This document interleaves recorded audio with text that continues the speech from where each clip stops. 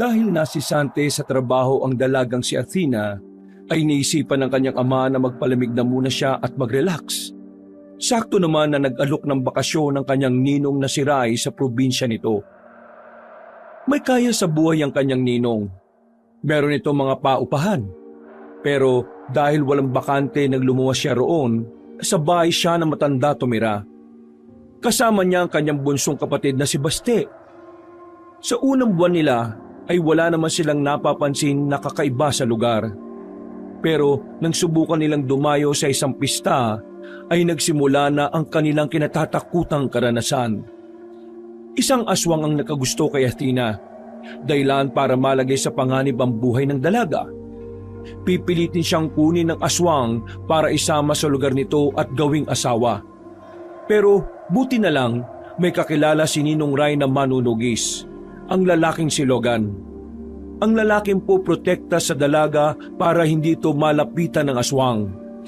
Pero lingid sa kaalaman nila na ang tunay nilang kalaban ay walang iba kundi ang ninong ng dalaga.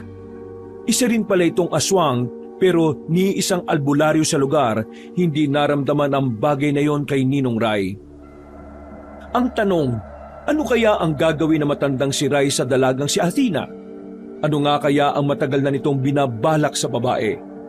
Makabalik pa nga kaya ng Maynila si Athena gayong nasa poder siya ng kanyang ninong na inakala niyang mapagkakatiwalaan niya? Abangan ang mga susunod na kaganapan sa ating bagong handog na kwento dito lang sa nag-iisang tambayan ng lahat, ang mga kwento ni Kabanong.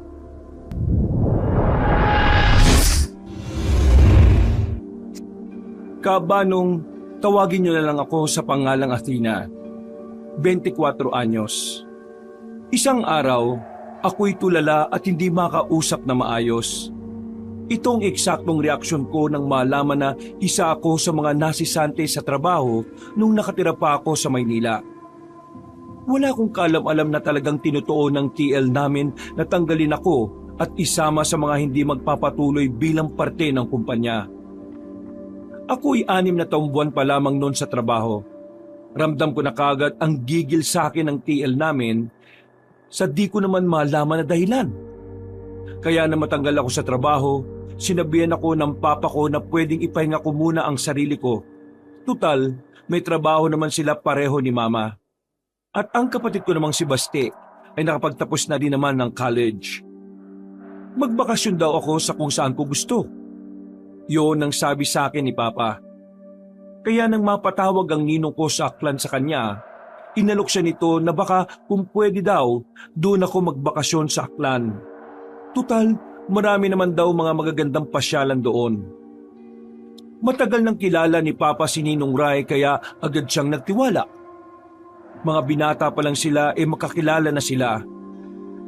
Magaan din naman ang pakiramdam ko sa kanya noon pa.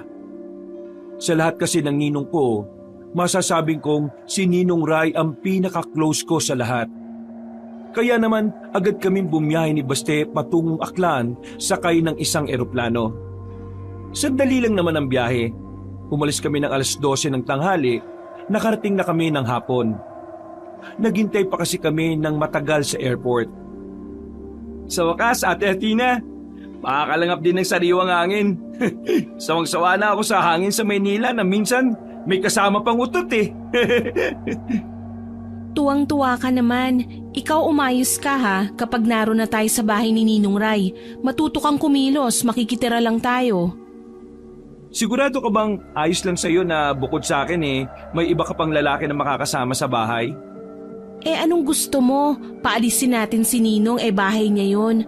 Huwag na tayong mag-inarte. Libre ang pagtira natin. Kung sana may bakante sa mga paupahan niya, di sana hindi tayo makakaabala sa kanya. At saka mabait na tao naman si Ninong Rai. Matagal na siyang kakilala ni Papa. Wala naman din naman problema sa akin kung may tiwala naman pala si Papa Ang iniisip ko lang naman ikaw. Malay ko bang masamang tao yung ninong mo, di ba? Huwag ka nga judgmental. Hindi mo pa nga nakakausap Naninigurado lang ako. Ikaw na nga nagsabi matagal mo nang hindi nakakausap at nakikita yung Ninong Rai mo na yan. Basta, kasama mo naman ako Kaya kapag may problema, magsasabi ka kagad sa akin ha. Nang may paparating na tricycle, agad kong pinara yon, Kabanong. Tinanong ko muna sa driver kung saan ang direksyon niya. Nang malaman namin na dadaan naman pala yon sa lugar nila Ninong Ray, ay agad-agad na rin kaming umalis. Mula sa terminal na pinanggalingan namin, may higit 1 oras pa raw ang biyahe. Kaya naman, paggabi na rin kami nang makarating kami sa barangay nila Ninong. Pagbaba pa lang namin sa kanto, nakaabang na pala roon si Ninong Ray. Nung una, hindi ko kagad siya nakilala. Para kasing hindi siya tumanda. Yung itsura niya noong elementarya pa ako, ganun na ganun pa rin. Parang kakaunti lang yung itininda niya kumpara kay Papa.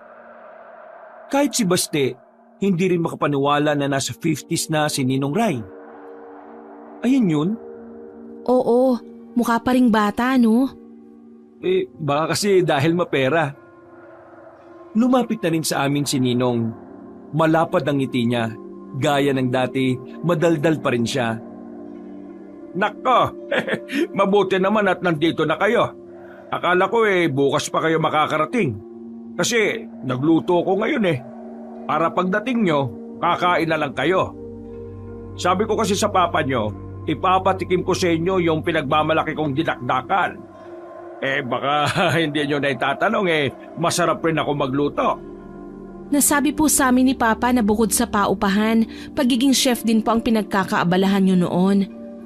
Ay, oo. Masarap magluto at kumain. Pero iha, nako, ang laki mo na. Dalaga ka na. Parang noong nakita kita dati, ang late-late mo pa. Ang kulit mo pa nga sa akin dati. Hingi ka ng barya, tapos iipunin mo lang. Ang loko-loko mo naman, Papa. Kukunin tapos itataya lang sa sabong. Nako, yan talagang Papa mo. Mahilig pa ba sa sabong yan? Hindi na po nagsabong si Papa. Dati po kasi nagkaroon ng hulihan sa amin Napasama si Papa. Buti na nga lang pinsan ni Papa yung hepe sa amin.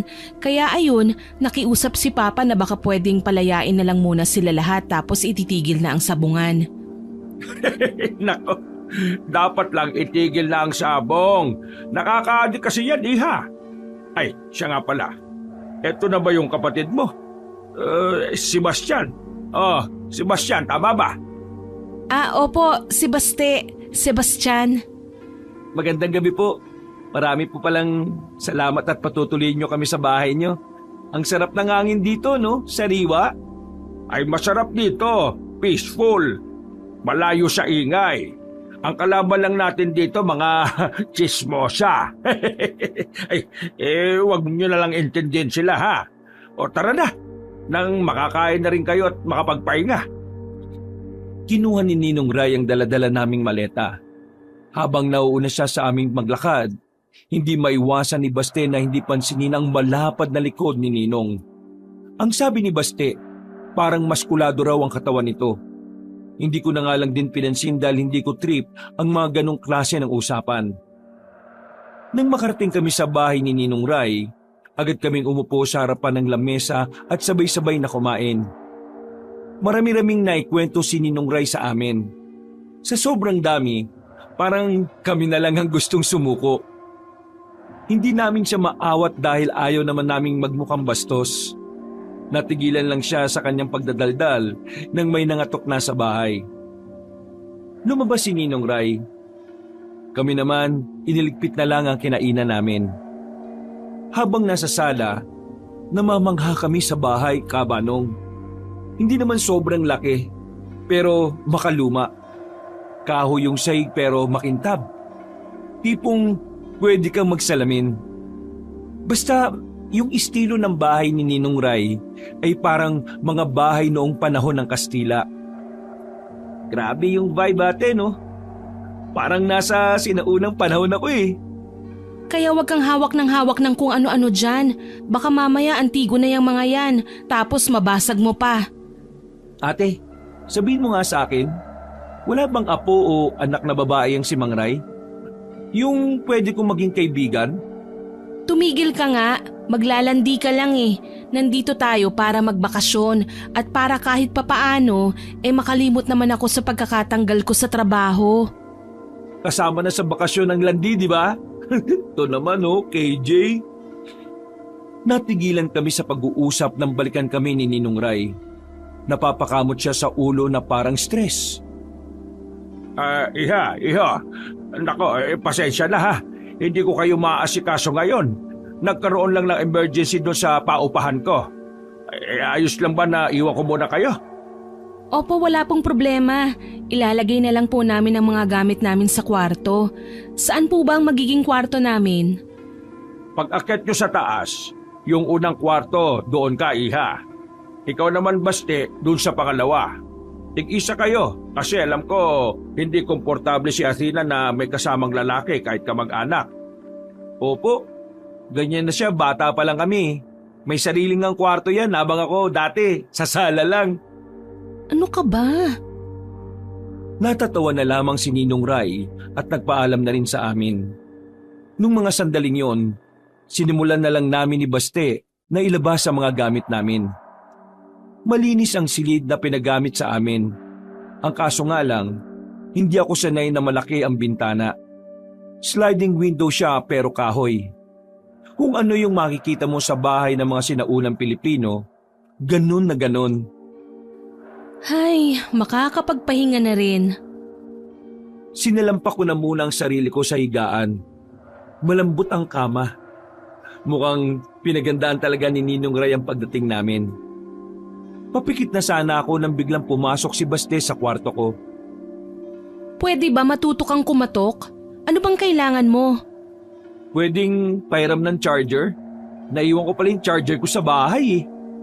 Tignan mo tong isang to. Kakamadali mo yan eh.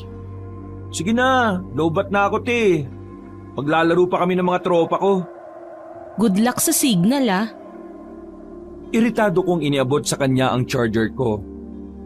Ang charger ko na ilang beses nang muntikang mawala dahil sa kanya. Maya-maya pa, hindi ko na namalaya na unti-unti na pala akong nakatulog. Nagising na lang ako dakong 12:00 na ng gabi.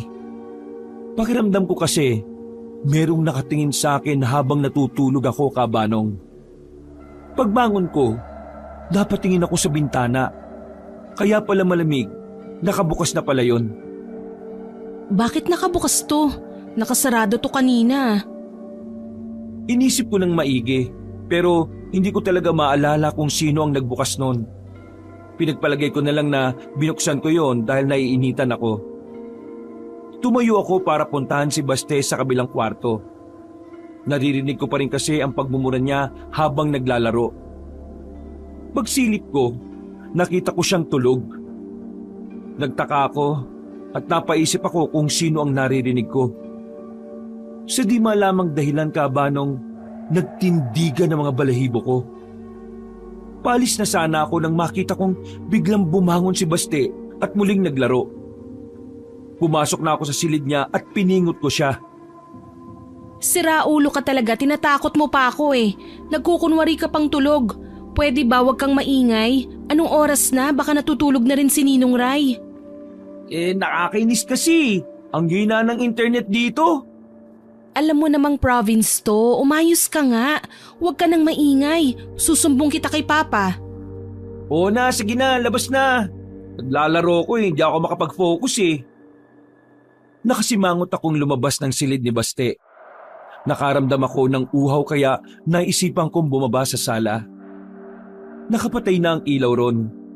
Tanging ang ilaw na lamang sa labas ang nagiging liwanag sa loob. Sumilip ako sa labas. Wala namang tao. Sobrang tahimik. Nakakapanibago ang katahimikan na parang ako na lang ang mabibingi.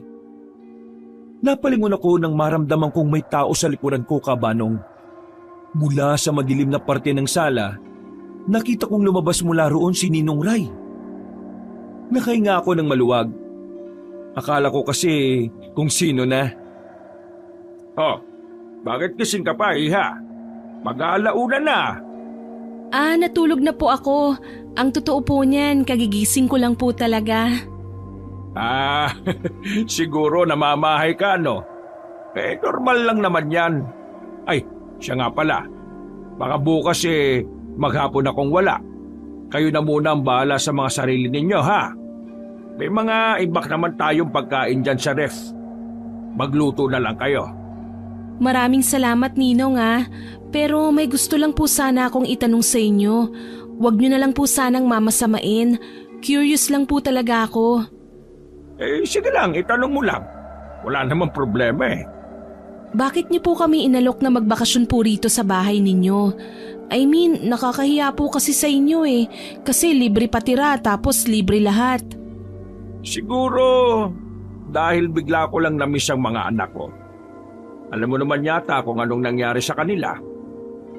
Matapos ng trahedyang yon, parang lahat na lang ng kaedad nyo, ang turing ko anak. Sakto naman na nagkausap kami ng papa nyo. Kaya naisip ko bigla, bakit hindi nala kayo dito magbakasyon? Para naman kahit papano mawala na tong pagkamiss ko sa mga anak ko. Alam mo, parang ang pangit pakinggan na parang ginagamit ko kayo para maramdaman kong may anak ako. Pasensya na ha. Naku, wala naman pong problema. Kung gumagaan ang pakiramdam nyo sa ganoong paraan, wala pong kaso sa amin yun. Alam ko rin naman po kung anong pinagdaanan nyo nang mawala ang anak ninyo. Nakwento na po sa akin ni Papa. Kaya kung sakaling ganun ang turing ninyo sa amin, masaya po ako ron. Nahihiya lang din nga kasi ako sa inyo. Baka isipin nyo na para lang makalimot ako sa pagkamiss ko sa mga anak ko, kayo ang ginagamit ko. Pero sa totoo lang, gusto ko na kasi talagang makausad Ang hirap na lagi silang nasa utak ko. Huwag po kayong mag-alala. Hindi magtatagal, darating na rin yung araw na gigising ka sa umaga na hindi na po kayo nasasaktan kapag naiisip mo sila. Alam mo, tama si paring Kiko Matalino kang bata. Higit sa lahat, maunawain kang tao. Ituloy mo lang yan, iha ha. Nakakasiguro ako na may magandang oportunidad sa iyo kapag bumalik na kayo ng Maynila. Ay siya nga pala, ilang linggo ba kayo rito? Ang sabi kasi ni Papa, June na raw kami bumalik. Bali 2 buwan po yun. Nakakahiya nga po Kaso si Papa makapal talaga ang mukha Siguro ayaw na niya kaming nasa bahay kasi ang gulo namin ni Baste. Nako, wala namang problema. Sana mag-enjoy kayo rito sa bahay ko ha. O paano? Papasok na ako sa kwarto ko. Ngayon pa lang ako matutulog Sige na, matulog ka na rin ha. Tumangon na lamang ako sa sinabi niya at ngumiti. Pinagmasdan ko pa ang imahe ng likuran niya. Medyo namamangha pa rin ako na parang ang lakas-lakas niya pa rin. Parang hindi man lang nagkasakit o nakaramdam ng katandaan.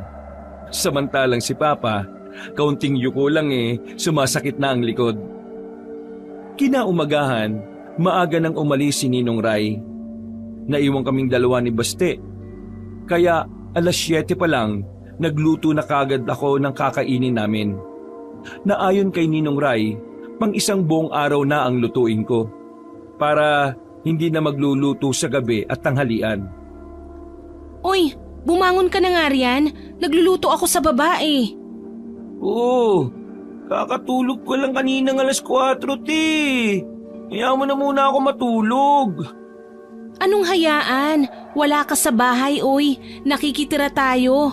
Kumilos ka na. Mamaya aalis tayo, sabi ni Ninong Ray. May magandang pasyalan daw malapit dito. Mamumundok din tayo ngayong araw.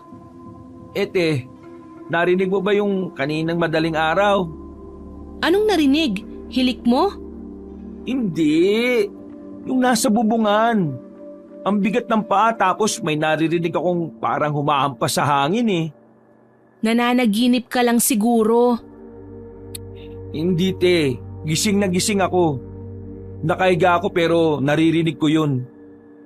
Kaya nga ako napuyat Akala ko kasi nagpapagpag ka ng kutsyon sa kwarto mo.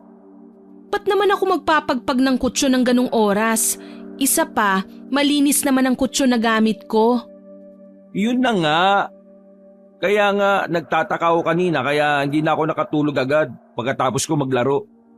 Naku, guni-guni mo lang yan. Puro ka kasi laro eh. Kaya yung utak mo kung ano-ano na lang ang napapansin. Basta, hindi talaga ako mapalagay eh. Bumangon ka na. Sige na. Masusunog niluluto ko eh. Hinila ko na si Baste palabas ng kwarto niya, Kabanong, at dinala ko na rin siya sa kusina para tulungan ako. Habang nagluluto ako, kitang-kita ko pa rin ang pagiging balisa ni Baste. Pero hindi ko na lang masyadong inintindi. Ganon din naman siya kahit nasa Maynila kami. Makalipas ang ilang oras, natapos na rin kaming mag-agahan. Bandang 9:00, nakaalis na rin kami ng bahay. Pupuntahan kasi namin ang magandang ilog na malapit lang din sa barangay nila Ninong Ray. Tingin ng tingin sa amin yung mga tao, Kabanong, na parabang yun ang unang pagkakataon na nakakita sila ng taga Maynila. Nailang na lang din kami ni Baste pero pinilit na lang namin baliwalain. Nang makarating na kami sa ilog, napansin namin na parang kami lang ang naroroon. Siguro dahil mga turista lang naman talaga ang natutuwa sa ganoong lugar. Sa mga taga roon kasi, normal na lang sa kanila ang ilog. Ate, dun, baka may mga naliligong babae dun. Aray! Kabatok naman to. Puro kakabastusan? Anong kabastusan doon? Nag-aalala lang ako na baka malunod sila. Remember, marunong akong lumangoy, o di maliligtas ko sila. Manahimik ka na dyan. Ang mabuti pa, ilabas mo ang kamera mo at kuhanan mo ako ng picture. Sinama mo lang ba ako dito para taga-picture mo? Bilis na kasi, ang dami pang angal eh. Kahit na papano, naging masaya naman ang unang gala namin ni Baste no mga sandaling yon. Nakarami kami ng pictures. Hindi na nga rin namin napapansin no na napapalayo na pala kami. Hanggang sa marating na nga namin ang tinatawag nilang Malaki Falls. May nakalagay na karatula sa gilid na bawal lumangoy doon. Pero ang mas nakakuha ng atensyon ko, Kabanong, ay yung isa pang karatula na nasa kabilang gilid. Ayon kasi sa karatula, ang falls daw na yon ay pagmamay-ari ng isang aswang. Sa hindi mahalamang dahilan, nakaramdam ako ng panlalamig. Bumilis din ang tibok ng puso ko. Ako kasi yung tipo ng tao na naniniwala rin sa mga nilalang na mahirap ipaliwanag. Sa katunayan, marami akong kakilala na merong karanasan sa aswang. Kaya naman, ganun na lang ang reaksyon ko nang mabasa ko yon. Aswang ang owner nito, ate. Sana all may sariling falls. Tinapik ko si Basti sa balikat at pinagsabihan siya sa biro niyang yon. Sa pagpapatuloy ng paglalakad namin, Kabanong, nakaikot na kami sa bandang likuran ng falls. Maingat kami sa lakad namin dahil madulas ang daan. Medyo nilulumot na rin kasi ang ibang parte dahil na rin sa palagi itong nababasa. Meron kaming tinigilan na malaking puno. Malapad ang katawan, parang kasing lapad yata ng 2 bus. Tingin ko noon, sobrang tanda na ng punong yon. Kaya naman, hindi na ako nagdalawang isip na magpakuha ng larawan doon. Habang nagpipicture taking kami, biglang tumigil si Baste sa pagkuha ng larawan. Napatingin siya sa likuran ko, sa katawan ng puno. Lumapit siya at may tiningnan na kung ano ron. Ate, tingnan mo oh, mahabang hiwa sa katawan ng puno. Alam mo bang pwedeng gawa ito ng isang monster? Iniba pa niya ang boses niya para talagang matakot ako sa sinabi niya. Pero kinurot ko na lang siya sa tagiliran. Kulang na lang ay mangisay siya sa sobrang hapdi ng ginawa ko. Matapos ang paglalakbay namin doon, nagdesisyon na rin akong bumalik. Kami lang kasi ang naroon. Isa pa, nababahala din ako na baka bigla na lang kaming mabati ng kung anong engkanto roon. Sa paglalakad namin, muli kaming napahinto nang may maapakan si Baste na kung ano. Pagtingin namin, sabay kaming napaatras nang makita ang bungo ng tao. Muntikan pa siyang mapasigaw, Kabanong. Buti na lang ay tinakpan ko kagad ang bibig niya. Ate, ano yun? Di ba Di ba bungo ng tao yun? Oo, alam ko. Huwag ka nang maingay. May tinapon siguro na ulo ng tao dyan, ate. Pwede ba kumalma ka nga? Akala ko ba hindi ka matatakutin? Marahan akong lumapit sa bungo. Tiningnan ko pa kung may iba pang buto na naroroon. Pero wala na akong nakita. Kaya naman naisip ko na baka tama nga ang sinabi ni Baste. Na baka meron ngang pugot na ulo na itinapon lang doon. Nagmamadali na kaming makalis doon. Sa pagmamadali namin ay isang lalaki naman ang nakabangga ang kuka, Banong. Sa tigas ng katawan niya, ako ang tumumba. Buti na lang ay halamanan ang tinumbahan ko, kaya hindi ako nabagok. Uy! Bulag ka ba? Hindi mo ba nakita ang ate ko? Tingnan mo, parang tanga na tumba. Hinarap agad ni Baste ang lalaking yon kaysa tulungan ako makatayo. Pagtingin ko sa lalaki, seryoso lang ang mukha niya. Parang walang emosyon. Parang robot na hindi mo sigurado kung kailan matututong magsalita. Bingi ka ba? Hindi mo naririnig ang sinasabi ko? Pasensya na. Yun lang. Hindi mo lang ba tutulungan makatayo? Kung balasahin kaya kita.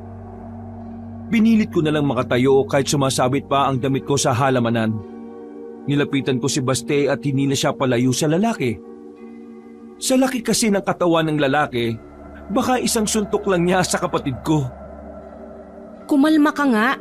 Kapag ikaw dinibdiban yan, tignan mo. Ikaw naman, sa susunod tumingin ka naman sa dinadaanan mo. Kung tumitingin ka rin sa dinaraanan mo, hindi tayo magkakabanggaan. At ako pa talaga ang may kasalanan. Sige, isisi na lang natin sa kasama mo. Aba, bakit ako? Inaan mo lang boses mo. Baka may magambala kayo. Magambala? Na alin? Sino? Mga aswang. Biglang nawala ang tapang ni Baste nang marinig yon. Ako naman, Banong, hindi ko rin alam kung ano ang mararamdaman ko. Matapos kasi naming makita yung bungo, makakarinig pa kami ng ganon mula sa isang lalaking hindi namin kilala. Sa susunod, wag na wag kayong pupunta rito, lalo na't mukhang mga dayo kayo. Umuwi na kayo, baka hinahanap na kayo ni Mang Karay. Sinong Mang Karay? Sino sinasabi mong yon? Si Mang Ray. Kilala mo si Ninong Ray? Oo, siya ang may-ari ng paupahan sa barangay. Kilala siya dito bilang masarap magluto. O sige na, umalis na kayo at aalis na rin ako. Pasensya na lang ulit. Kapag may naramdaman ka sa katawan mo, itanong mo lang kay Mang Ray kung saan ang bahay ko. Puntahan mo ako at gagamutin kita. Anong gagamutin? May ibang ibig sabihin ka, no? Hoy, bumalik ka rito! Nagigigil ako sa'yo, tutupayin kita sa 8. Aray ko naman! Manahimik ka na nga. Yang tapang mo parang bata eh. Tumatapang ka kapag alam mong di ka papatulan eh. Una nga pinagtatanggol eh, binatukan mo pa ako. Baste, tingin mo may aswang talaga rito? Abay ewan. Pero malay mo, aswang pala yung naririnig ko kagabi. Tapos kakainin ka, ate. Awoo! Baduy mo? Tara na nga. Nauna na ako naglakad. Hindi ko na siya inintay dahil naririndi na rin ako sa mga sinasabi niya. Dakong 2:00 na makabalik na kami sa bahay ni Ninong Ray. Wala pa rin si Ninong. Kaming dalaw na naman ang magkasama sa bahay. Sa mga sumunod na araw, ganun at ganun pa rin ang naging sistema namin. Kada araw, umaalis si Ninong Ray. Alam naming abala siyang tao dahil marami din siyang pinagkakakitaan. Kami naman ni Baste, kung saan-saan kami namamasyal at namumundok. Kabisado na rin naman namin ang daan pabalik at medyo kilala na rin kami ng ibang tao sa barangay. Nakakadalawang linggo pa lang kami pero pakiramdam ko matagal na kaming nakatira doon. Wala naman sana kaming problema sa bahay. Ang tanging nagiging problema lang namin noon ay yung naririnig naming minsan kapag gabi. Natanong mo na ba kay Mang Ray kung ano yung naririnig natin sa taas? Pang-apat na beses na kasi yun eh. Palagay ko, hindi na yung basta pusa lang. Hindi ko pa na itatanong. Nakakahiya naman itanong yun. Alam mong abala si Ninong sa maraming bagay, tapos magtatanong tayo ng ganun. Baka mas stress lang yun. Paano kung aswang? Bakit, naniniwala ka na bang may aswang? Depende. Nagkibit-balikat na lamang si Baste. Itinoon ko na lang ang atensyon sa niluluto ko nung hapon na yon. Pero ang totoo, maging ako ay napapaisip na rin.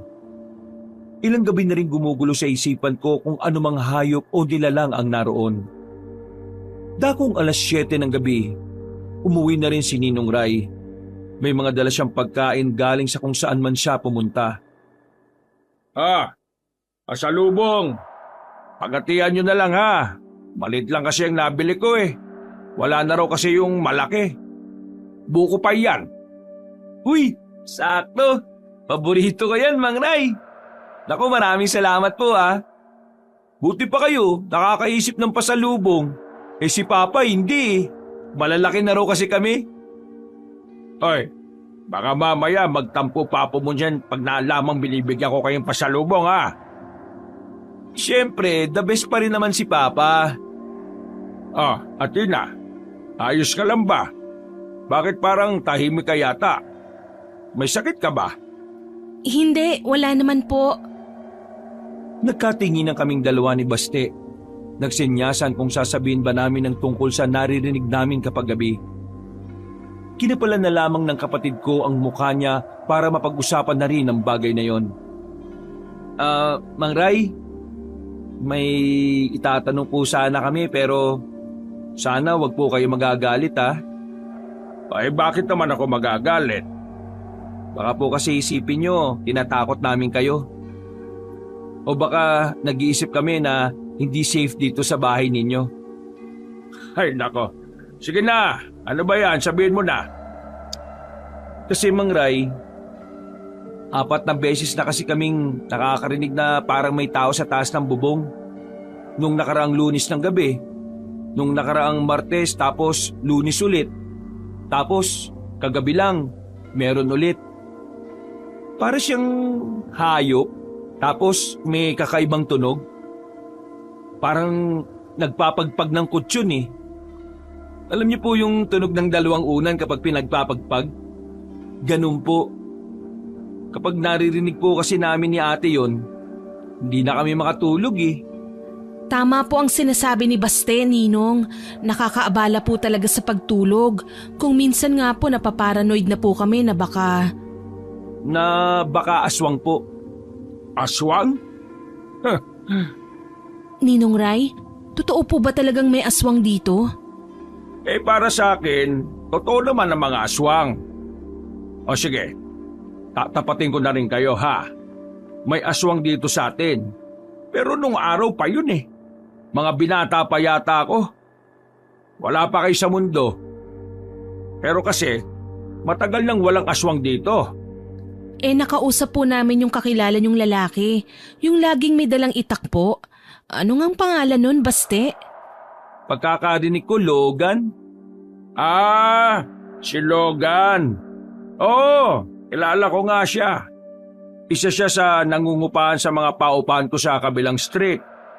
Yung pamilya kasi ni Logan, mga manunugis na aswang nung araw. Kaya ngayon na kahit wala ng aswang, minana niya yung pagiging manunugis sa mga kamag-anak niya.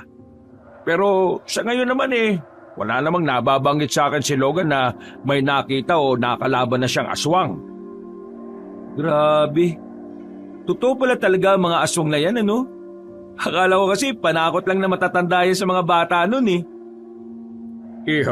Iha, marami pa tayong hindi natutuklasan sa mundong ito. Ang mga aswang ay isang malaking patunay na hindi lang tao at hayop ang nabibilang sa lipunan. Maging sila rin. Pero, kagaya nga na sinabi ko, hindi ko sigurado kung meron pa ring aswang ngayon. Moderno na kasi ang panahon eh. Tingnan mo nga naka-cellphone tayo. O diba, ang ganda. Kung may aswang pa rin sa ngayon, baka meron na rin silang group chat. Tapos, nagchat-chat sila kung kailan lang sila mga angaswang. Kunwari, sasabihin ng isa, "Uy pare, ako muna ngayong gabi ha." Tapos, i-heart lang ng isang aswang yung message niya. Tapos, yun na, deal na. Naningkit na lamang ang mata ko habang nakatingin sa kapatid ko. Bigla na naman kasing kung ano-anong pinagsasasabi. Ay, ganyan nga, Baste. Nakuha mo. Kumamot na lamang ako sa ulo dahil nakasundo pa ang dalawa sa kalokohan. Makalipas pa ang ilang araw, nalaman namin na may piyesta pa sa kabilang barangay. Sabi sa amin ni Ninong Ray, masaya raw ang pagdalo sa mga kapistahan, lalo na at probinsya. Kaya kaming dalawa ni Baste, dakong 3:00 pa lang ay naglalakad na kami patungo sa kabila. Pinayagan naman kami agad ni Ninong Ray. Bungad pa lang ng kabilang barangay ay nakakabuhay na talaga ng diwa.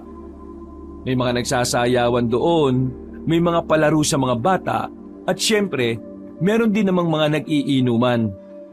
Bawat bakuran, hindi pwedeng walang nakalatag na mahabang lamesa na may mga pagkain sa ibabaw.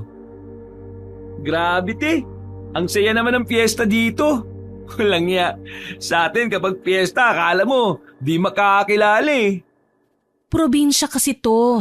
Mahalaga kasi sa kanila ang mga ganitong okasyon. Nilabas ko na ang camera ko noon at nagsimula na rin magpicture. May mga nadaanan din kaming nagtitinda ng mga kung ano-anong bagay. Mas lalo naman kaming natuwa nang makitang may mga foreigner din palang nagpupunta ron. Ang dami naming nabiling souvenir nung mga oras na yon, Kabanong. Napupuno na ang eco bag na dala ni Baste. Mga bandang 5:00 ng hapon, nakaramdam na rin kami ng pagod. Kaya umupo na muna kami sa gilid. Pinagmamasdan lang namin ng mga taong nakikisabay sa malalakas na tambol. Uwi na tayo. Pagod na ako. Ako rin eh. Tsaka gusto ko nang papakin yung spicy dilis dito na nabili natin. Sayang, kung kasama lang natin sana si Ninong, baka nadala niya tayo sa mga kakilala niya. Mukhang ang sasarap pa naman ng mga pagkain. Si Ate PG, daming pagkain sa bahay eh. Kalmo mo yung bibig mo, kakalamon. Pagtayo ko, napansin ko naman ang isang lalaki na nakatingin sa amin. Nakatayo siya sa gilid na ilang metro lang din naman ang pagitan niya sa kinatatayuan namin. Malaking tao rin yun. Malaki ang mga mata at sabog. Ganun na ganun ang mga itsura ng mga nakikita kong lulong sa droga. Nakaramdam ako ng kaunting kilabot, pero hindi ko na lamang sinabi kay Baste. Alam ko kasing magyayabang-yabang na naman ito at baka harapin pa niya ang lalaki. Nang magsimula na kami maglakad, napansin kong sinusundan kami ng lalaking yun. Sa puntong ito, napunan na rin ni Baste na sinusundan nga kami. Ate, kanina pa tong siraulong to, sunod ng sunod ah.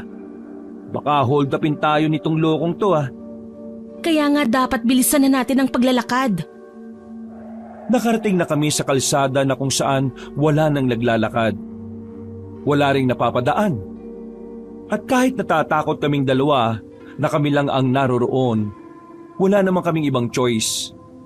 Nakahinga lang kami ng maluwag nang makitang wala nang lalaking sumusunod sa amin.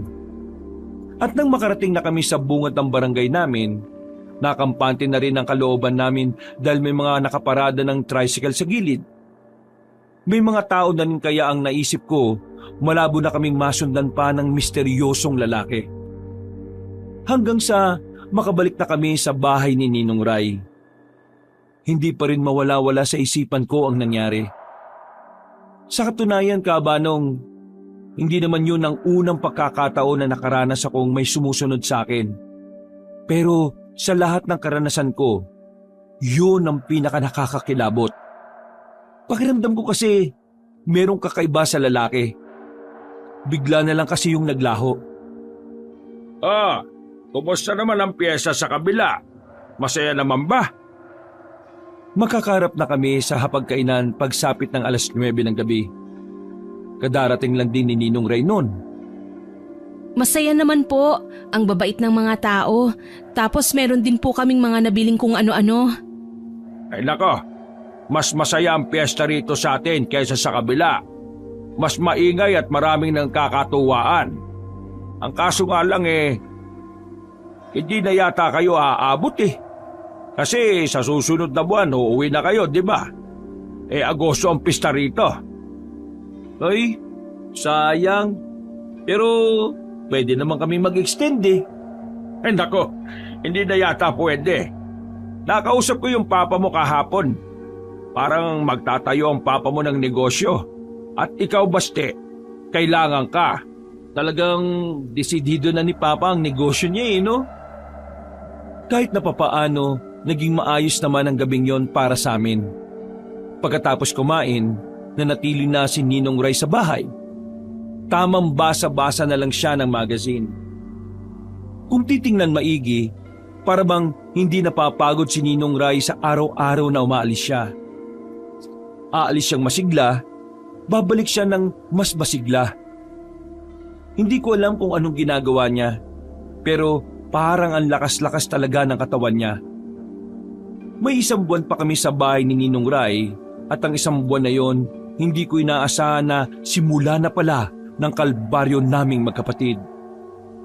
Ano ba? Gumising ka na nga dyan? Kanina ka pa nakahilata, 11:00 na.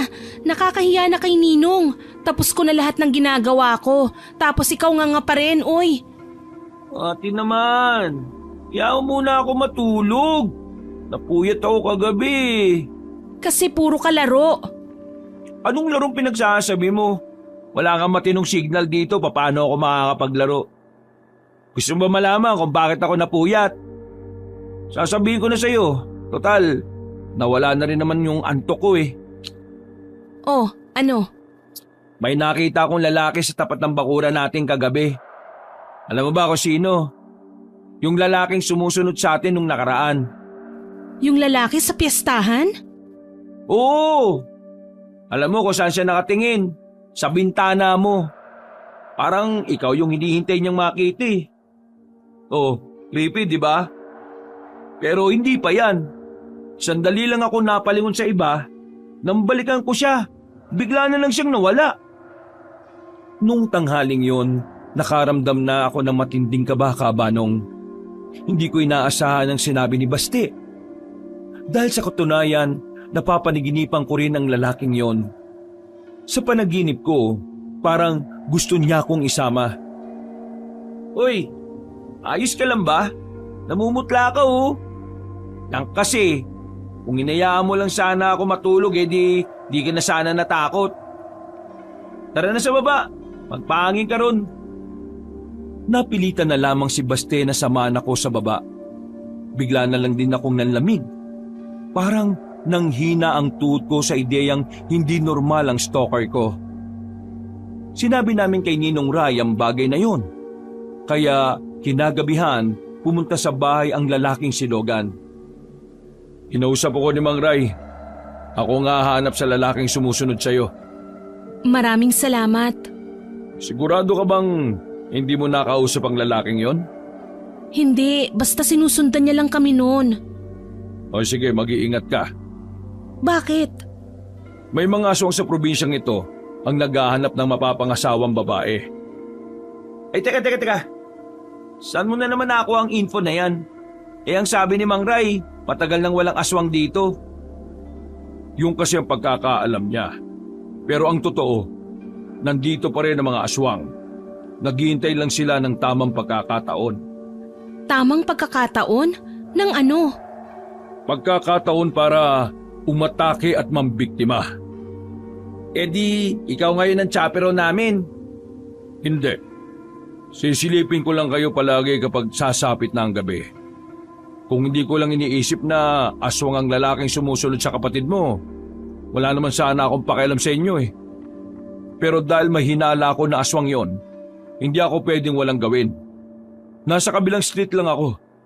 Diretso lang, tapos kakaliwa kayo. Tawagin niyo lang ako ron kapag may nangyaring hindi maganda. Hindi na kami hinintay pang magsalita ni Logan. Naglakad na rin ito paalis. Nakahinga naman ako ng maluwag dahil kahit na papaano merong magbabantay sa amin. Hindi ko kasi talaga matiis ang pakiramdam na parang napaparaning na ako sa gabi. At maya-maya nga lang, kung kailan umalis si Ninong Ray at dalawa na naman kami ni Baste ang magkasama, may narinig kaming kumakatok sa pintuan. Hindi yun nagsasalita kahit natanungin namin. Kaya naman nanatili lang kami sa sala. Dumampot lang ako ng walis kabanong habang si Basti naman una nang nadampot. Unan talaga? Anong silbi ng unan na yan? Yun, kunin mo yung bote. Diyos ko ka. Kamot ulo na lamang ang kapatid ko nang sundin niya ang utos ko. Maya-maya lang, bigla na namang kumatok ang nasa labas. Mabagal lang ang katok. Kaya naman naisipan ko nang sumilip sa bintana. Pagkahawi ko ng bintana, nakita ko sa labas ang lalaking malaki ang mata. Dilat na dilat nang mapalingon sa kinaroroonan ko. Nang makita kong lalapit siya, nagmamadali kong isinara ang bintana. Sino ka ba? Anong kailangan mo sa amin? Ikaw ang kailangan ko. Ikaw lang. Sumama ka sa akin. Ikaw ang magiging asawa ko.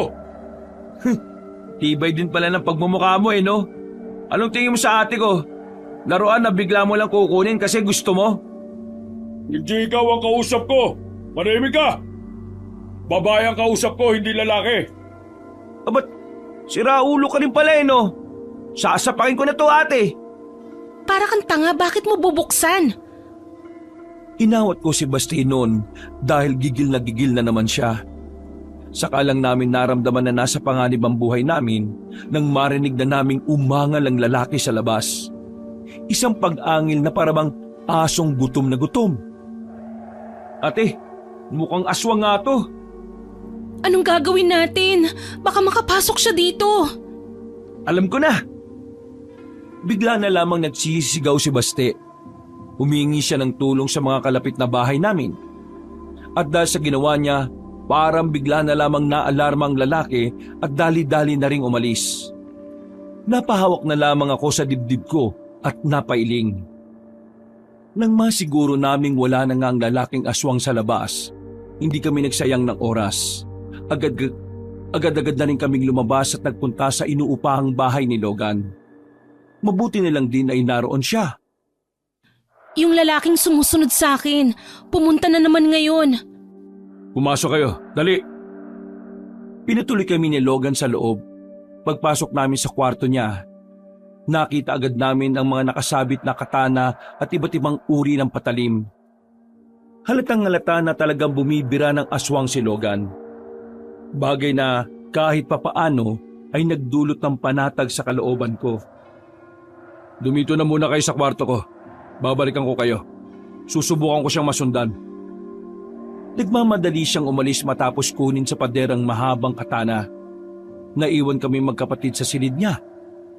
Sandali kaming natulala kabanong. Ilang minuto kaming hindi nagsalita. Nang 10 minuto na ang nakakalipas at wala pa rin si Logan, binasag ko na rin ang katahimikan. Tingin ko dapat umuwi na tayo ng Maynila eh. Oo nga ate, nakakatakot rito. At parang hindi naman aware ang ninong mo. Hindi niya masyadong siniseryoso sinasabi natin eh. Paano kung may nangyaring masama sa atin? Mamaya, kapag nakauwi na si Ninong, sasabihin ko sa kanya at tatawagan din natin si Papa. Kaso naiwan ko pala cellphone ko. Bad trip. Ako rin. Ano na kaya nangyari kay Logan? Ayos lang kaya siya? Crush mo siya no? Sira ulo? Anong crush? Tinutulungan tayo ng tao. Normal lang na mag-alala ako para sa kanya. Ikaw, hindi ka ba nag-aalala? Makapal kasi mukha mo eh. Nag-aalala rin. Ito naman di mabiro. Hindi ngayon ang tamang panahon para sa mga biro mo ah. Oo na, sorry na. Napatayo na lang kami ni Baste nang biglang dumating si Logan. May sugat na ito sa kamay. Pero parang hindi niya naman yon nararamdaman. Isinarado niya ang pinto at agad kaming kinausap. Kailangan niyo nang umalis sa lugar na ito. Kasi ikaw, natitipuan ka ng aswang na yon. Paano niya naman ako nagustuhan hindi nga kami magkakilala? Ganun talaga ang mga aswang. Makakapal din ang mukha nila. Akala nila kapag nagustuhan nilang tao, pagmamay-ari na nila yon. Likas na ugali na nila yon. Kaya yun ang dahilan kaya dapat wala ka na rito. Ako, wala naman nagkakagusto sa'yo. Kaya magpaiwan ka kung gusto mo. Ba't loko talaga? Alam mo ba kung nasan si Ninong Ray ngayon? Magkakilala lang kami.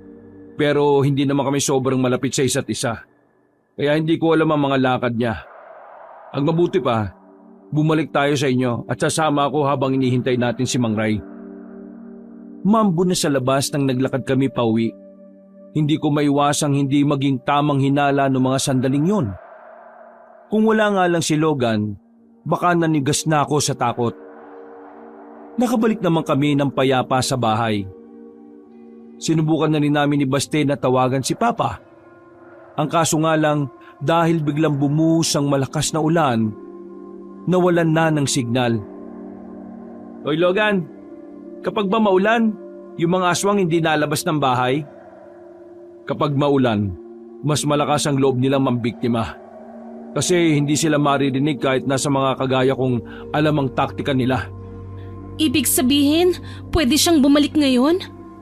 Oo, pwede. Pero huwag kayong mag-alala. Kasama niyo naman ako eh.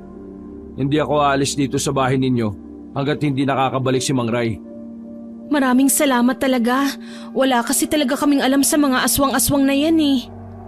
Ang mahalaga, naniniwala kayo. At hindi kayo mangmang sa existence ng mga aswang. Nung araw, sabi ng lolo ko, maraming namatay na tao dahil hindi sila naniniwalang totoo ang mga nilalang na yon. Kamalayan ang mahalaga sa mga ganitong sitwasyon. Kapag may alam ka, malaki ang tsansa mong makaligtas sa kapahamakan. Ano bang pamatay sa mga aswang na yan? Paepal kasi. Nagbabakasyon lang naman kami rito. Pwede silang gamitan ng patalim, ng anting-anting, mutya, o kung ano-ano pa. Kahit na anong paraan, pwedeng gamitin sa kanila. Pero hindi sila ganun kadali mapatay. Depende sa uri nila. Yung lalaking yun, anong uri ba siya? Hanggang ngayon, hindi ko pa rin alam eh. Kanina na makakalabang ko siya. Nararamdaman kong iniiwasan niya lang ako. Wala siyang balak pumalag. Siguro dahil ang tanging gusto niya lang mangyari, makuha ka, Athena. Napalunok na lamang ako ng laway kabanong. Kabadong malala dahil sa mga bagay na naiisip ko na pwedeng mangyari. Sumapit na ang alauna ng madaling araw. Lumakas ng lumakas ang ulan. Pero hindi pa rin nakakauwi si Ninong Ray. Sa puntong yon, nakakaramdam na rin ako ng inis sa ninong ko. Kung kailan kasi laging may nangyayaring kakaiba, doon pa siya laging wala. Sige na te, matulog ka na muna dyan sa sofa. Magpupuyat kami nitong si Logan. Tingnan ko kung hanggang saan kaya nito. Feeling ko may gusto sa'yo to eh. Manahimik ka nga. Mga iniisip mo parang pangtangay. O sige na, magpahinga ka na. Kaya na namin to. Tama ang kapatid mo. Nalin, na may gusto ka sa kanya?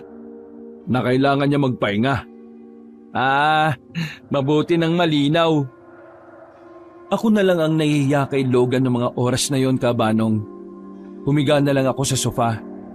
Sinubukan kong makaidlip pero sa tuwing pipikit ako, naalala ko palagi ang mukha ng lalaki. Parang nakaimprenta na siya sa utak ko. Napatingin na lang ako kay Baste at Logan. Kung mag-usap silang dalawa, parang akala mo magkaaway. Parehong malalakas ang boses. Siguro dahil hindi lang talaga sila makarinigan sa lakas ng ulan. Hindi naman na bumalik pa ang aswang ng mga sandaling yon. Ang kaso nga lang, tuloy-tuloy pa rin ang malakas na ulan. Naging kampante ako kaya nakatulog na rin ako noon. Paggising ko, 6:00 na ng umaga. Si Baste, tulog na sa kabilang sofa. Si Logan naman, nakatayo pa rin sa tapat ng bintana. Kung anong posisyon niya nung bago ako matulog, ganun pa rin ang posisyon niya paggising ko. Parang hindi siya gumagalaw. Logan? Agad siyang tumingin sa akin. Mugto ng mata niya pero hindi pa rin nakakaisip na matulog o kahit umupo man lang. Humiga ka na muna rito. Maghahanda na lang muna ako ng kakainin natin. Hindi na. Dito lang ako. Pero hindi ka pa natutulog. Ayos lang. Sanay na ako. Bigyan mo na lang ako ng kape kung ayos lang. E di lalo kang hindi nakatulog. Matutulog na lang ako mamaya kapag nagising na ang kapatid mo. Gumiti na lang ako sa kanya. Nanatili naman siyang walang emosyon at binalik na lamang ang tingin sa labas. Naganda na ako ng almusal namin. Pagkatapos ko magluto, ginising ko na rin si Baste. Sabay-sabay kaming nag-almusal. At sa mga oras na yon, wala pa rin si Ninong Ray. Yun ang unang pagkakataon na inabutan na siya ng umaga sa labas. Sinusubukan na rin namin siyang tawagan, pero hindi namin siya makakontak dahil sa lakas ng ulan. Nag-alala na ako noon na baka may nangyari ng hindi maganda sa kanya. 8:00 ng umaga, nakatulog na si Logan. Halos hindi naman makita ang daan sa labas dahil sa lakas pa rin ng ulan. Wala kaming magawa. Nasa loob lang kami ng bahay. Nagdadasal na sana nasa maayos na kalagayan ang ninong ko. Mukhang malabo tayo makauwi kaagad ah. Parang may bagyo eh. Kaya nga nakakainis. Parang pinipigilan talaga tayong makaalis. Nabuhayan kami ng loob ng mga sandaling yon nang makita naming dumating na si Ninong Ray. Basang-basa ito ng ulan at sira-sira na ang payong na dala.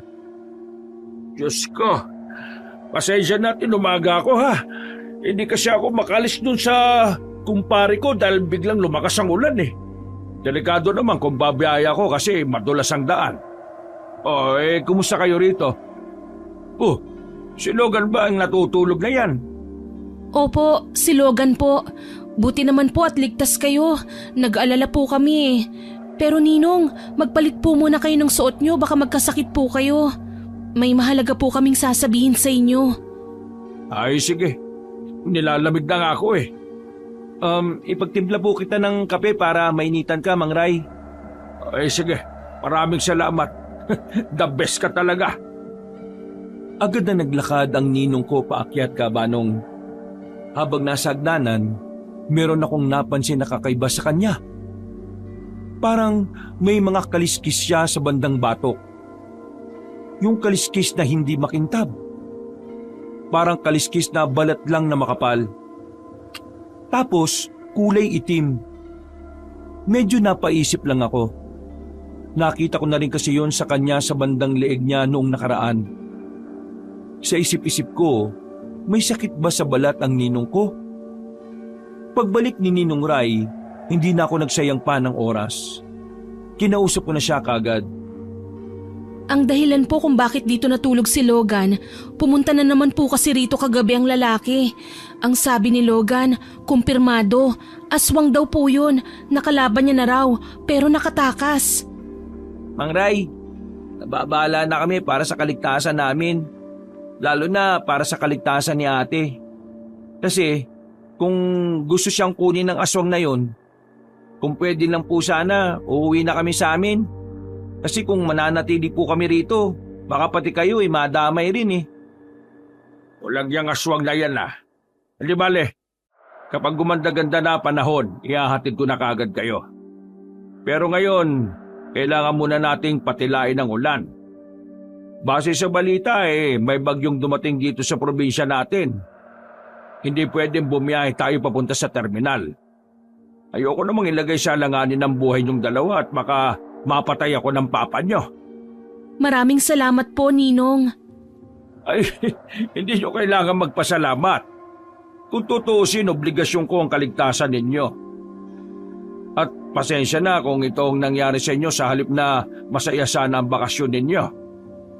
Mamayang gabi, wala naman akong lakad. May kakausapin akong tao. Tutulungan nila si Logan na hanapin ang lalaking yon. Hindi rin kasi biro na may aswang na pala rito.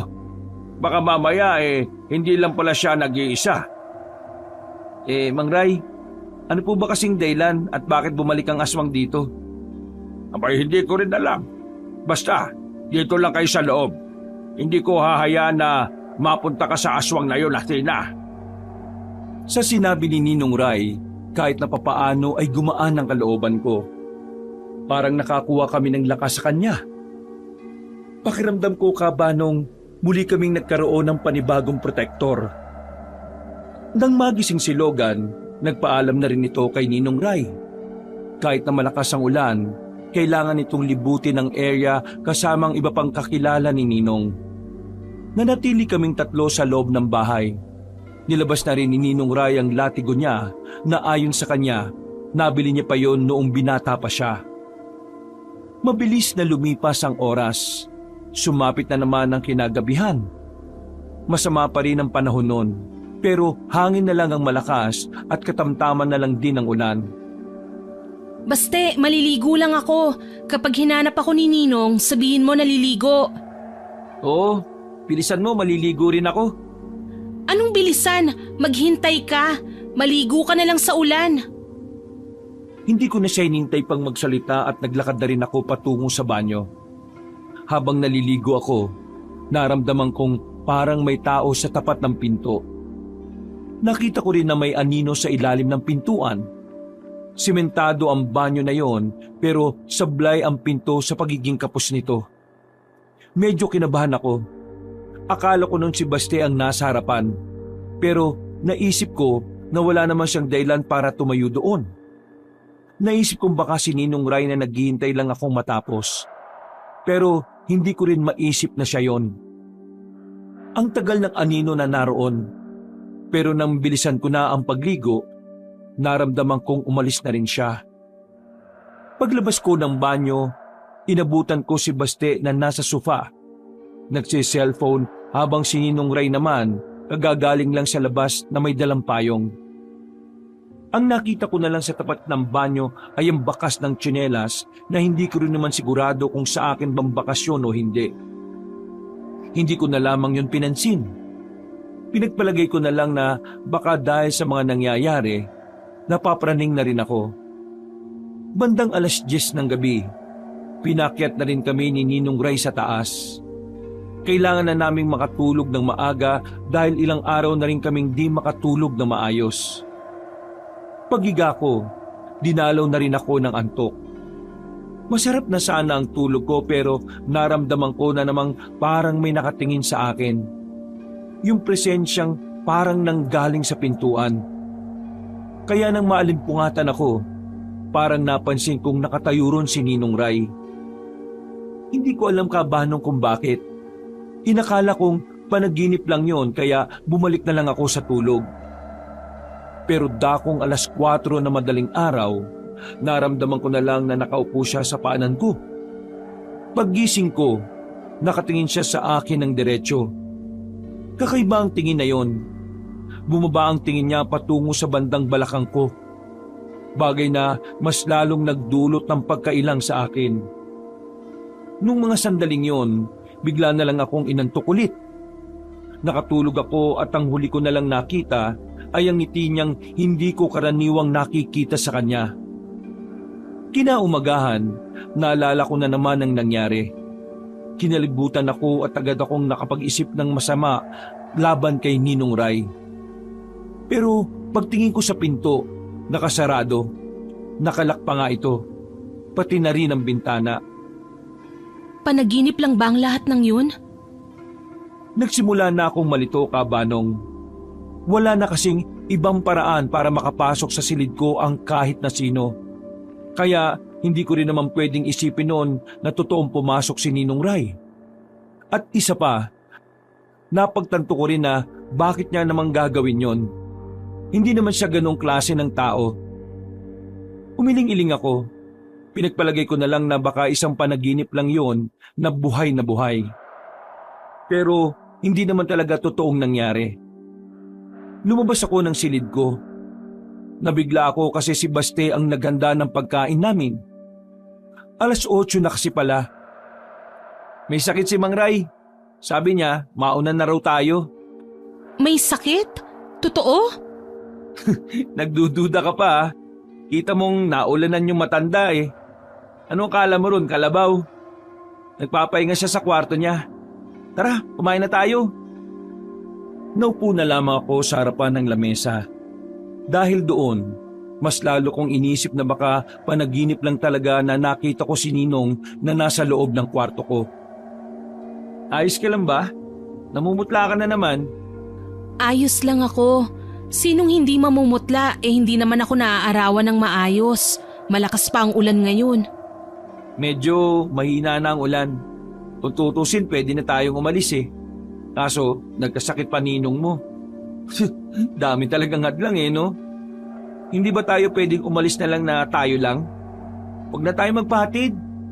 Hindi pwede. Alam mo naman si Papa, magagalit yun kay Ninong Ray kapag hinayaan lang tayong umalis. Isa pa, hindi ugali ni Ninong Ray na hindi niya hinahatid ang mga bisita niya. Kasi naman, nade-delay tayo eh. Makakaka-delay natin yan, makakuha ka na ng aswang dito. Sige ka. Hindi na ako nakapagsalita noon, Kabanong. Ang totoo, kinabahan din ako sa sinabi niya.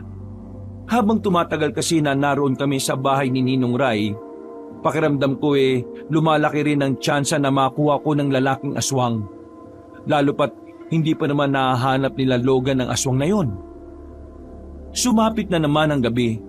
Ambon-ambon na lang ang meron sa labas, pero may kalakasan pa rin ng kaunti ang hangin. Habang nagpapahinga si Ninong Ray sa loob, nasa sala lang kami. Nakikiramdam, naghihintay sa pagbabalik ni Logan. Naisara mo na ba lahat ng bintana? Oo, sureball na yon. Si Mang Ray ba, di natin gigisingin? Di pa kumakain yun eh. Ako nang aakyat. Susubukan kong painumin ng gamot. Pinuntahan ko ang kwarto ni Ninong Ray. Nakabukas ang pintuan kaya nakapasok ako kaagad. Inabutan ko siyang natutulog sa higaan niya. Aalis na sana ako para hindi siya maabala, pero bigla niya akong tinawag. Athena, Ninong, gising na pala kayo. Dadalhan ko po kayo ng pagkain para makainom po kayo ng gamot. hindi ko kailangan ng gamot. Ikaw. Ano po? Ang ibig ko sabihin, ikaw ang kailangan ko. Bagot na ako rito maghapon. Kailangan ko lang ng kausap. Pero dadalhan ko po muna kayo ng pagkain. Hindi na. Hindi naman pa ako nagugutom Sigurado po ba kayo? Halika, lumapit ka. Dito ka sa gilid. Umupo ako sa gilid ng kama niya, Kabanong. Nagulat na lamang ako nang bigla niyang hawakan ang kamay ko. Pinisil niya pa yon. Nakaramdam ako ng pagkailang. Iha, nakakasakit na ako. Kaya kapag ako'y nawala, sa'yo ko iiwan lahat ng meron ako. Wala na rin naman akong mga anak. Ikaw na lang ang tinuturing kong pamilya ngayon. Pasimple kong inalis ang kamay ko sa kamay niya at nagsalita. Ninong naman kung magsalita kayo, para naman kayong mawawala na. Hindi hahanda ko lang ang sarili ko. Matanda na rin naman ako. Palay natin, may mga sakit na pala akong hindi natin alam. Kaya habang nandito ka pa at buhay pa ako, sinasabi ko na ito sa iyo. Hindi naman po ako deserving sa lahat ng meron ka, Ninong. Mas maganda siguro kung mapupunta yan sa mga nangangailangan. Pero mas maganda kung matagal pa kayong mabubuhay. Ang swerte talaga ng papa mo, ano? May mga anak siyang kagaya mo. Iha, pwede ba kitang mayakap? Kahit na medyo naiilang ako, umayag na lang din ako sa gusto niya. Naisip ko kasi na baka yun na makakapagpagaan ng kalooban niya. Maigpit ang pagkakayakap sa akin ni Ninong Ray. Talagang nagdikit ng sobrang dibdib naming dalawa. Noong mga sandaling yon, hindi ko alam kung tama bang makaramdam ako ng pagkailang. Pakiramdam ko kasi, hindi tamang nagdikit ang katawan namin lalo pat babae ako at lalaki siya.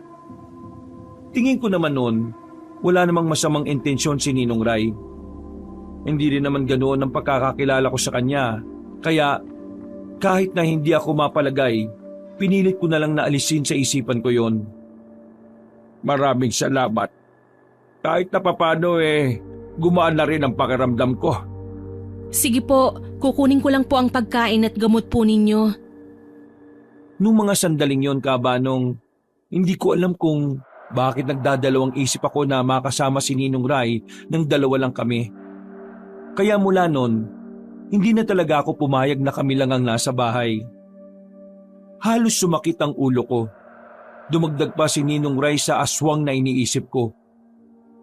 Matapos makakain, nakatulog na rin si Ninong. At dahil sa takot, magkasama kami ni Baste sa iisang silid. Gising na gising kami. Sinusubukan naming kontakin si Logan. Pero kung kailan may signal, ring lang ng ring ang cellphone niya. Epal naman tong si Logan, no? Nag-cellphone pa, hindi naman ginagamit. Subukan mo lang ng subukan. Kailangan natin siya ngayon. O yan, zero na naman ang signal. Ang birang lugar to, mundo yata to ng kawalan eh. Nawawala na kami ng pag-asa ng mga sandaling yon, Kabanong. Hindi na naman namin pwedeng asahan si Ninong Ray dahil nagpapahinga na siya. Mga ilang sandali lang, naramdaman na lang namin ang makakasunod na yabag ng paa sa bubong.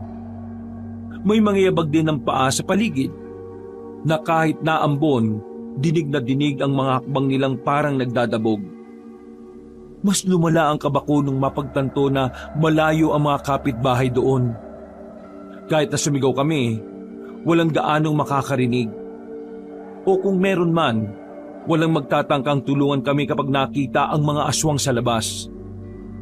Hindi isa, hindi dalawa. Hindi ko mabilang kung ilang aswang ang nasa labas ng siliping ko sa bintana, Kabanong. Natataranta kong isinarado ang bintana. Maging si Basti rin ay bumakas na rin ang takot sa mukha niya.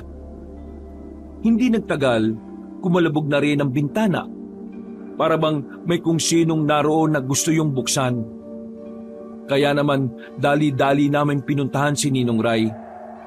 Pero nung mga oras na yon, nakalak ang pintuan niya. Mukhang hindi niya rin kami naririnig. Lanyang buhay to. Nasaan na ba si Logan? Ang sabi niya, sasamahan niya tayo. Nang makita naming mabubuksan na ang bintana, Kabanong, isinarado namin ang kwarto at kinandado pa ang pinto. Bumaba na lamang kami sa sala. Dinig na dinig namin ang mga angil nila sa labas. Bagay na nakakapagpataas ng balahibo naming dalawa. Kumuha na ng tubo si Baste. Habang ako naman, dinampot ko ang kutsilyo na nakasabit sa dingding. Sabayan mo kong magdasal. Dasal? Anong magagawa ng dasal? Kaya ka pala hindi pinagpapala eh. Hindi ka marunong magdasal. Magtatalo pa sana kami nang biglang narinig namin na may kumalabog sa taas. Pakiramdam namin, nakapasok na ang aswang sa mga kwarto. Mas lalo naman kaming kinabahan ng mga sandaling yon. Ang unang pumasok sa isipan ko ay si Ninong Ray. Sigurado kasing siya ang unang makikita ng mga aswang. Halos maiyak ako ng sobra sa pag-aalala. Lalo na nang marinig na namin ang pamilyar na boses ng lalaki. Hoy! Babae! Akin ka lang! Hindi ka para sa kanya! Ako lang ang nararapat sa'yo! Ikaw magiging asawa ko! Kukunin kita ngayong gabi! Maya ka sa mukha mo, no? Hindi napatol ate ko sa pangit. Wala kayong magagawa kapag ako na ang nagdesisyon. Akin ka! Di ka pwede mapunta sa iba! Naintindihan mo? Lumakas ng lumakas ang kalabog ng katok nila sa sala. Umuga na rin ang pintuan. Buti na lang din ay matitibay ang bintana kaya hindi kagad sila nakapasok. Maya-maya pa, naramdaman na lang namin na biglang nagkakagulo na sila sa labas. Hindi namin alam kung anong eksaktong nangyayari. Kaya nang silipin ko sila sa labas, nakita kong may isang aswang na pinag-iinitan nila. Hindi nila kaya ang aswang na yon dahil kahit gaano sila karami, hindi sila umuubra. Aswang laban sa aswang? Ganda mo talaga, te. Pinag-aagawan ka ng mga aswang. Umayos ka nga, hindi ako nakikipagbiruan. Ang mabuti pa, umakyat tayo ulit sa taas. Kailangan nating maisama si Ninong Ray sa pag-alis natin. Hayaan natin silang magpatayan sa labas. Pag-akyat namin sa taas, hindi naman namin mabuksan ang pinto ni Ninong.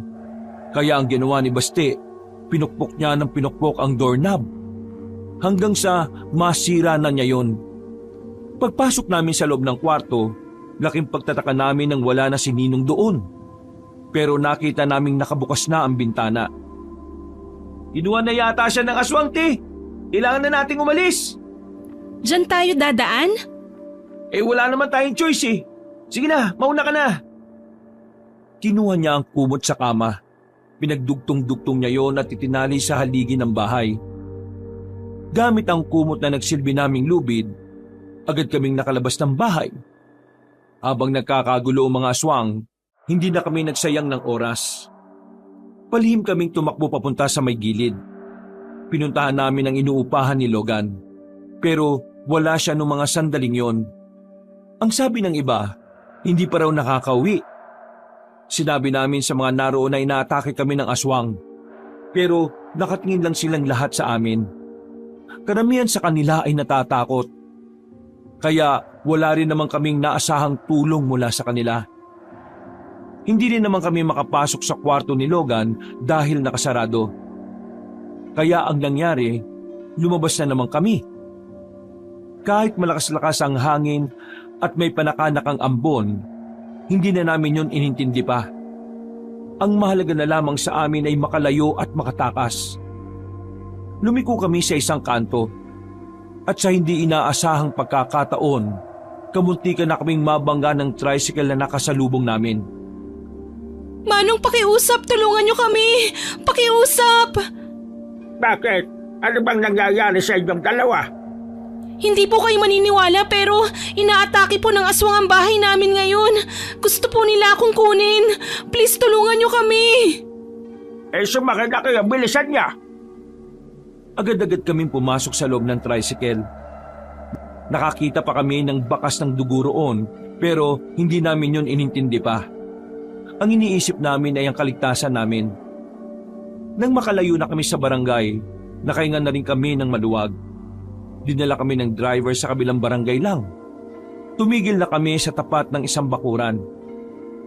Wag na kayo mag-alala. Ligtas na kayo rito. Walang makakalapit na aswang. Maraming salamat po sa tulong ninyo. Kung di dahil sa inyo, baka wala na po kami. Tungkulin ko talaga na iligtas ang mga tao mula sa mga aswang. Kaya, di nyo kailangang magpasalamat sa akin. Bakit po? Ano po ba kayo? Isa akong albularyo. At isa rin naman akong manunugis. Tawagin nyo na lang ako sa pangalang Mang Esteban. Halika, pumasok kayo sa bahay ko, dali. Maambon pa. Pagpasok namin sa bahay ni Mang Esteban, nabigla kami nang makita namin si Logan na naroon. May malay siya pero hindi makabangon. Sugatan ng ibang parte ng katawan. Logan? Mukhang magkakilala pala kayo. Nakita ko ang lalaking yan na sugatan. Inuna ko siyang kunin kaysa labanan ng mga aswang. Tingin ko, yung mga aswang na sinasabi ninyo ay ang mga aswang na umatake sa kanya. Mabuti naman at nasa maayos kayong kalagayan. Pero si Ninong Ray, tingin ko kinuha siya ng mga aswang. Ano? Natutulog lang siya sa kwarto niya kasi may sakit siya ngayon. Tapos, nagulat na lang kami nang mabuksan namin yung pinto ng kwarto niya. Wala na siya dun sa loob. Tapos, ang nakakapagtaka pa, naglalaban yung mga aswang. May isang aswang na pinagtutulungan nila. Yun ang dahilan kung bakit kami nakaalis. May tumulong sa inyong aswang? Hindi. Ang tingin namin, pinag-aagawan nila ako. Wow, ate! Iba ka! Kinurot ko na lang si Baste para sumeryoso na siya. Napaisip din si Logan. Habang si Mang Esteban naman ay tahimik lang na nakasandal sa gilid. Muli kong tiningnan si Logan. Sa lagay niya, tingin ko ay maraming dumumog sa kanyang aswang. Nakaramdam na ako ng awa. Pakiramdam ko tuloy nung mga sandaling yon ay kasalanan ko kung bakit siya muntikan ng mamatay. Pasensya ka na. Kasalanan ko kung bakit ka nagkaganyan. Hindi, wala kang kasalanan. Ginagawa ko lang kung anong trabaho ng isang manunugis. Kagaya ni Mang Esteban, tungkulin kong protektahan ng mga tao kahit walang kapalit. Sa baliwala kayo, sa hindi. Ang buhay namin ay matagal lang nakaalay para sa mga tao. Ganon ang kapalaran namin mula nang tanggapin namin ang pagiging manunugis. Kung ganun pala, kayo lang din ang makakatulong sa amin para makalis kami rito? Hindi tayo pwedeng umalis ng basta-basta hanggat hindi natin nalalaman kung ano nangyari kay Ninong. Ano bang gusto mo? Mag-stay pa rin tayo kahit kitang-kita naman na nasa panganib na ang buhay natin. Ate, nagpunta tayo rito para maging masaya ang bakasyon natin. Ibang adventure na ito eh. Mahiya ka nga sa sinasabi mo. Kawawa naman yung tao kapag iniwan natin nang wala man lang tumutulong sa kanya. Tandaan mo, parang ama na rin natin siya. Kaya dapat bago tayo umalis, mahanap natin siya. At hanggat maaari, makasama natin siya sa pag-alis kung talagang nasa panganib din ang buhay niya. Ay naku, bahala ka nga. Ikaw naman ang matanda eh. Hindi nyo kailangan magtalo. Baste, hindi kayo pwedeng umalis na lang. Kung aalis kayo nang hindi pa nahahanap si Mang Ray, pwedeng isipin ng mga kalugar natin na may ginawa kayong masama sa kanya. Kilalang tao si Mang Ray sa atin, kaya magiging laman kayo ng usapan. Bumuntong hininga na lamang si Baste. Hindi na lang din ako nagsalita para hindi na lumaki pa ang pagtatalo. Naawa kasi talaga ako noon kay Ninong Ray. Kahit na nakaramdam ako sa kanya ng hindi maganda, tinitingnan ko pa rin siya bilang tao na mahalaga para sa akin. Mamayang umaga, sasama ako sa inyo. Pupuntahan ko ang bahay ng sinasabi mong ninong mo. Kailangan ko lang maglagay ng mga pangontra para naman hindi na kayo malapitan pa ng aswang. Lalong-lalo na yung mga aswang na nagkaroon ng gusto sa iyo. Maraming salamat po. Naging kalmado naman ang mga sandali, Kabanong. Nalinawan na rin ang utak ni Baste kaya kinausap na rin niya ako.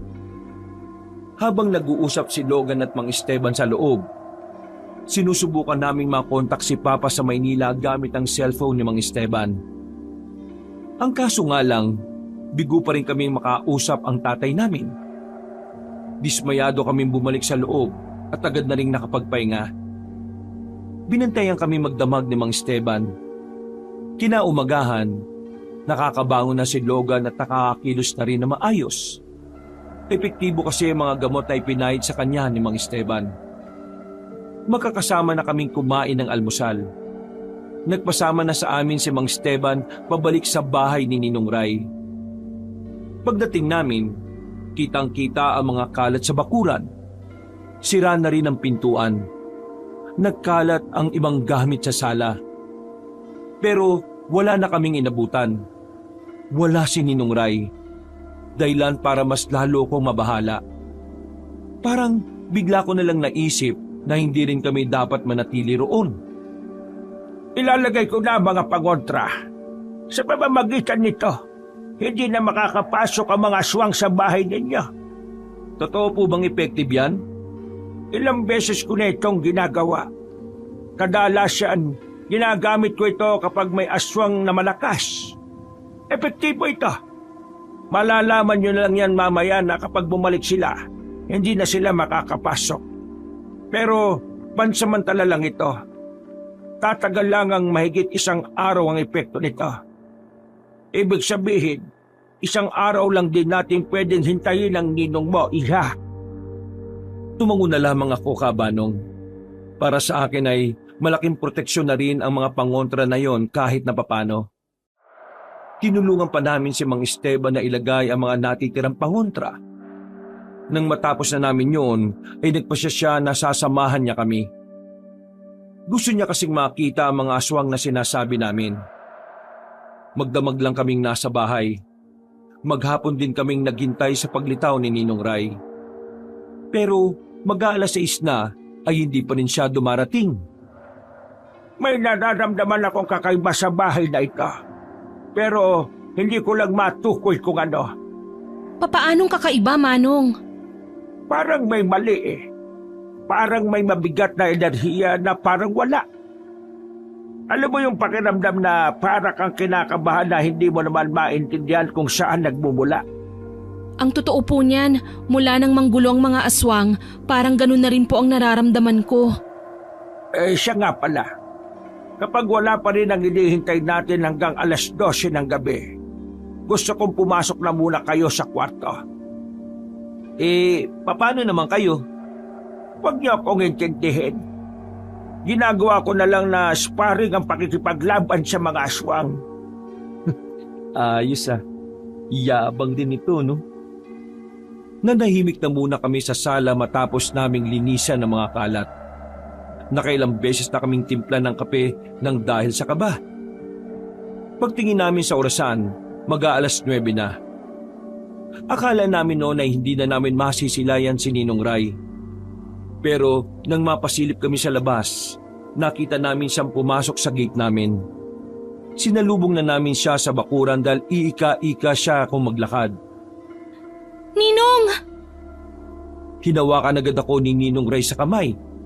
At sa hindi malamang dahilan, nakaramdam na naman ako ng pagkailang sa kanya.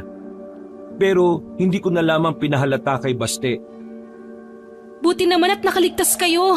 Ayos lang po ba kayo, Ninong? Kinuha nila ako. Pero buti na lang, may mga manunugis na napadaan. Sila ang tumulong sa akin. Tingin ko, kasama sila ni Logan eh. Teka, nasaan ba si Logan? Bakit wala siya kagabi? Magsasalita pa sana si Baste, pero bigla na lamang lumaki ang patak ng ulan. Nagmamadali kami makapasok sa bahay. Pero nagtaka kami kasi biglang naiwan si Ninong sa labas. Bigla niyang binawi ang hakbang niya papasok ng bahay. At ang mukha niya ay parabang nababahala, natatakot at tensyonado. Ninong, tara na! Mababasa na kayo ng ulan dyan! Alalayan ko na ho kayo. Hindi na! Hindi niya kailangan ng alalay. Hindi niya talaga kayang sumama sa atin. Sino ka ba? Anong ginawa mo? Ikaw ang dapat kong tanungin. Sino ka ba at ano ang gusto mong mangyari? Teka. Mag-aaway ba kayong dalawa? Mang Ray, halika na kasi. Nababasa ka na dyan. Ikaw din ang bumuko sa sarili mong lihim, pare. Alam ko na kung ano ka. Kahit kailan, mga hadlang talaga ang mga katulad mo sa mga gusto kong gawin. Pasensya ka na. Hindi ka magaling magpanggap eh. Bigla na lamang may kinuwang patalim si Mang Esteban. Sa bilis ng mga pangyayari, hindi na namin naawat si Mang Esteban. Binato niya ang maliit na kutsilyo kay Ninong Ray. Nagulat naman kami nang makita kung gaano kabilis na nakailag si Ninong. Hinugot naman ni Mang Esteban ang kanyang katana. Lumabas si Mang Esteban pero nagmamadaling tumakbo paalis si Ninong Ray. Bumalik na sa amin si Mang Esteban na parang wala lang nangyari. Mang Esteban, ano yun? Bakit nyo ginawa yun kay Ninong? Aswag ang ninong mo. Ha? Paano nangyari yun? Matagal na siyang kakilala ng mga magulang namin. Wala naman kaming nabalitaan na aswang siya eh. Mang Esteban, wag naman kayong gumawa ng kwento. Ate, hindi mo ba naiintindihan ang sitwasyon? Kaya hindi makapasok si Mang Ray dito dahil sa mga pangontrang inilagay natin kanina. Kaya siya hindi makapasok kasi aswang siya. Nakita mo naman kung paano siya nakailag kanina, di ba? Hindi magagawa ng normal na tao yung ganong kabilis. Kahit ako rin, hindi ko rin naman nalaman kung di pa dahil sa mga pangontra na inilagay natin. Tingin ko, malakas na aswang ang ninong mo. May kakayahan siyang itago ang kanyang amoy bilang aswang. Yun sigurong dahilan kung bakit hindi alam ng mga magulang mo kung ano ba talaga siya. Ate, naalala mo ba yung kwento ni Papa bago tayo umalis? Yung araw ng binyag mo? Hindi pumasok ng simbahan si Mang Ray. What if wala talaga siyang kausap sa labas? What if hindi niya rin talaga kayang pumasok ng simbahan kasi aswang nga siya? Sumakit na lamang ang sentido ko nang mapagtanto ang mga bagay na yon, Kabanong. Hindi ako makapaniwala sa mga revelasyon. Ang pangalawang ama na tinitingala ko, may tinatago palang maitim na sekreto. Dahil hindi pa rin kami kumbinsido, pumasok kami sa silid ni Ninong Ray. Nagalungkat kami ng kung ano-ano roon. Hanggang sa may nakita na kaming pintuan sa likuran ng aparador. Papunta yun sa dulong silid na ayaw ni Ninong na pasukan. Nang magkailaw sa loob ng silid na yon, nakita ko roon ng mga larawan ko na nakadikit sa mga dingding. Larawan ko mula binyag, elementary, high school at hanggang sa college. Meron din akong larawan doon habang katatapos ko lang maligo. Marami pa akong picture na hindi ko alam na palim niya palang ginagawa. Malinaw na ang dahilan kung itinatago niya ang tungkol sa pagiging aswang niya. Bata ka pa lang, plano na talaga niya ito. Iha, ikaw ang balak niyang dalhin sa altar ng mga aswang. Teka. Ano naman yun? Ang mga aswang ay naghahanap ng mapapangasawa nilang tao at aanakan. Pero bago yun, kailangan meron silang maiharap sa altar ng mga aswang. Sa mga tao, kasal ang tawag doon. Ang mga aswang, isa lang ang iniibig nila. Kapag may natipuan sila, hanggang kamatayan nila ay yun na ang mamahalin nila. Tingin ko, gusto ko lang kainin noon ng ninong mo. Pero nagbago siguro ang pananaw niya nang makita ka niya. Kaya mula noon, nagtiis siya ng maraming taon para hintayin ang tamang panahon. At ang panahon na yon ay ang malawakang kasalan ng mga aswang. Kaya ba hayok na hayok ang mga aswang ngayon na makahanap ng babae kasi dapat may maiharap sila sa altar nila? Tama ka dyan. Kaya sila nagmamadali dahil nalalapit na ang itinakdang araw na yon. Kasalang bayan ang tawag noon sa tao. Malawakang kasalan naman ang tawag sa kanila. Kaya naman, lahat ng pinakita niya sa inyo, lahat yon ay hindi totoo. Ginagawa niya lang yon para hindi niyo siya pag-isipan na masama.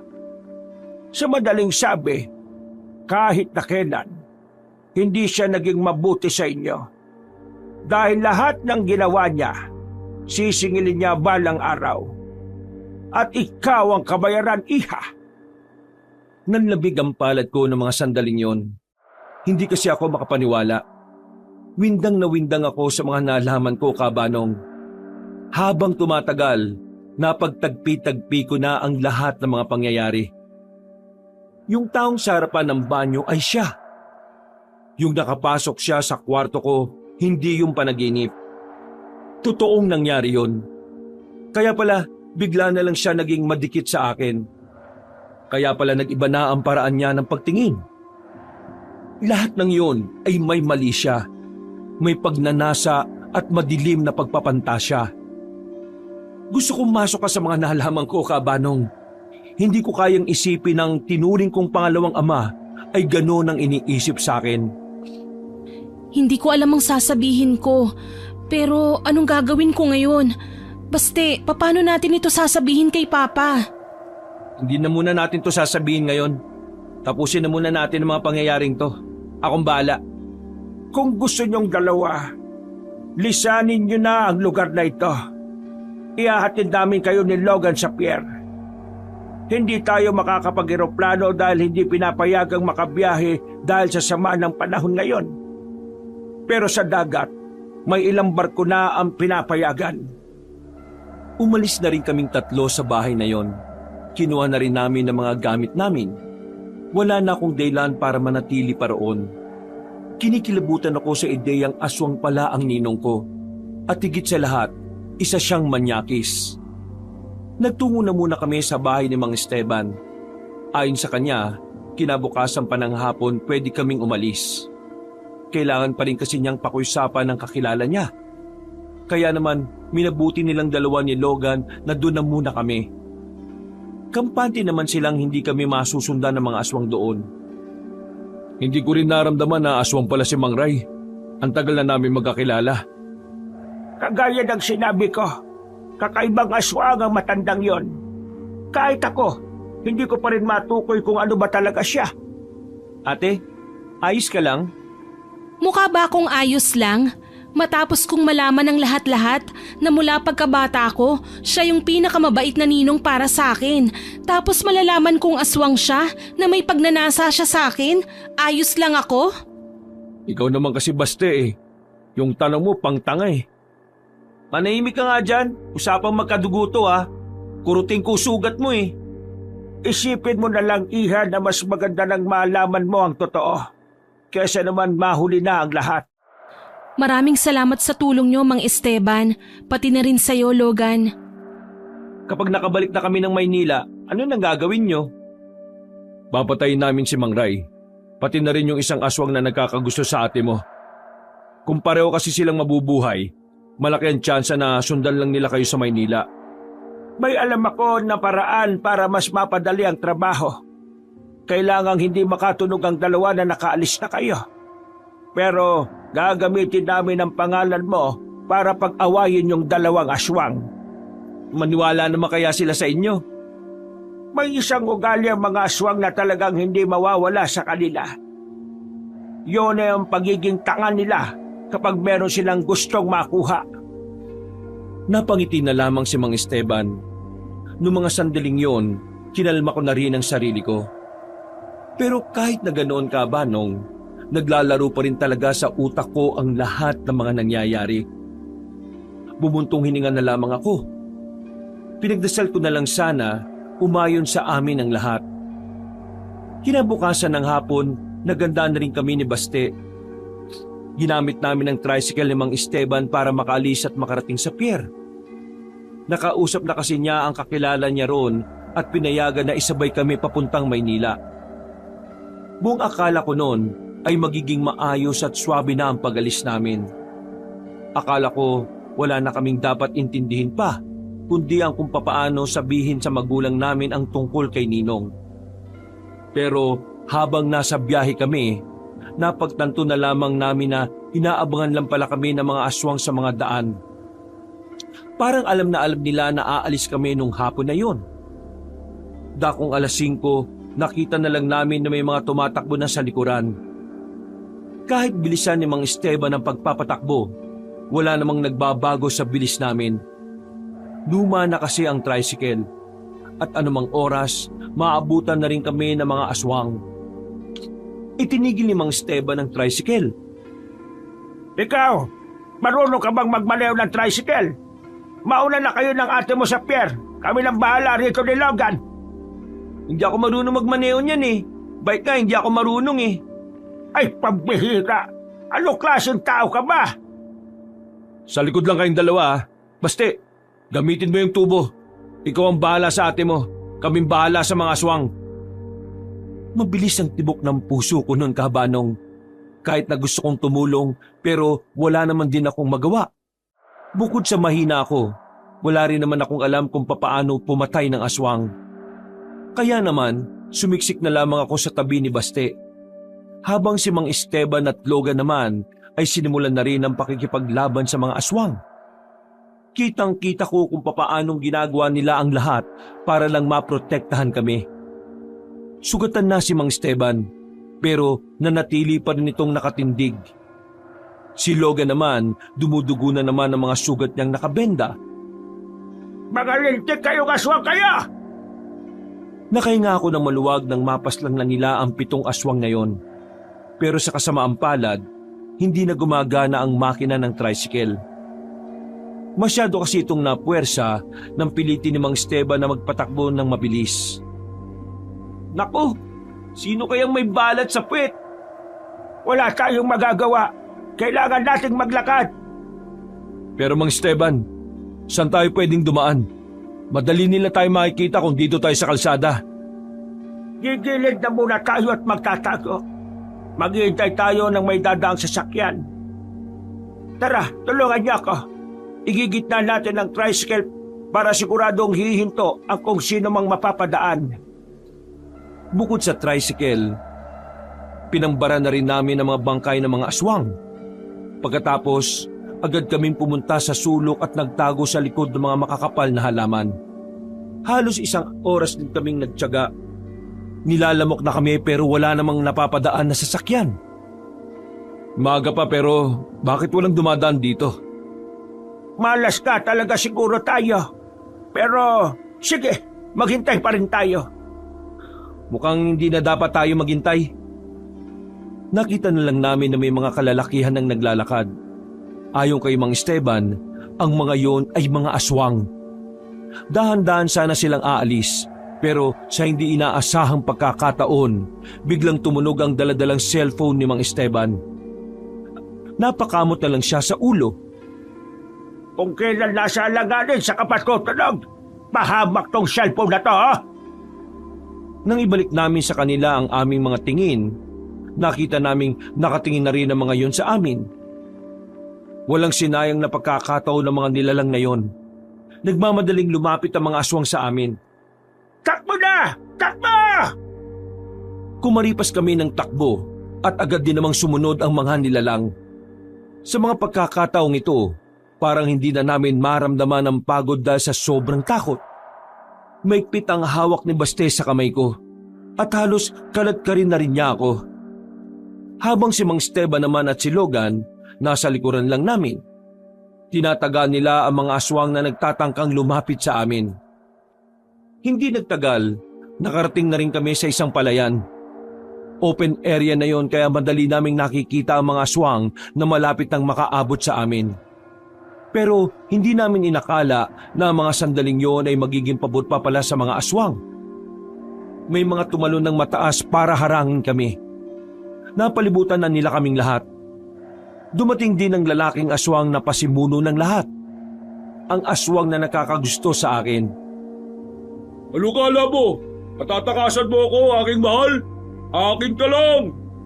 Hoy, kilabutan ka nga sa mga sinasabi mo. Mas gwapo pa sa'yo singit ko eh. Kadiri ka. Kapatid mo ba ang lalaking to, mahal ko? Kung kapatid mo ang walang modo na lalaking ito, hindi ko to kailanman mapayagang maging bayaw ko. Aba, kapal naman ang mukha mo. Tingin mo papayag ako na maging bayaw kita? Tsura mo lang. Aking mahal, halika na. Sumama ka na sa akin. Pinapangako ko na kapag ako ang pinili mo, hindi ko sasaktan ang mga kasama mo. At handa kong patawarin ang kapatid mong masama ang ugali.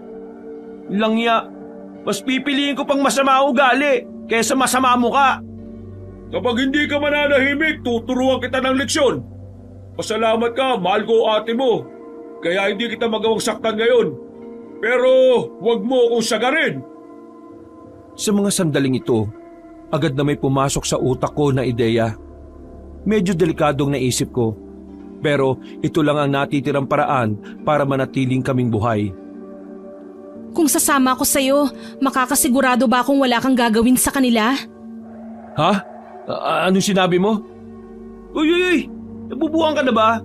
Tinakasan nga natin ninong mo tapos babagsak ka lang sa pangit na to.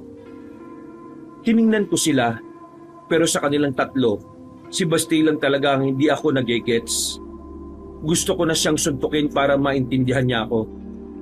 Pero nanatili akong kalmado at sinakyan ko na lang ang mga nangyayari. Ano, masisiguro mo bang hindi mo sasaktan ng mga kasama ko? Bakit? Totoo bang sasama ka sa akin? Kung yun lang ang paraan para hindi sila masaktan, sasama ako. Siguro, kakayanin ko naman aralin na mahalin ka. Magsasalita pa sana si Baste pero inapakan ni Mang Esteban ng paa niya para hindi na siya sumabat.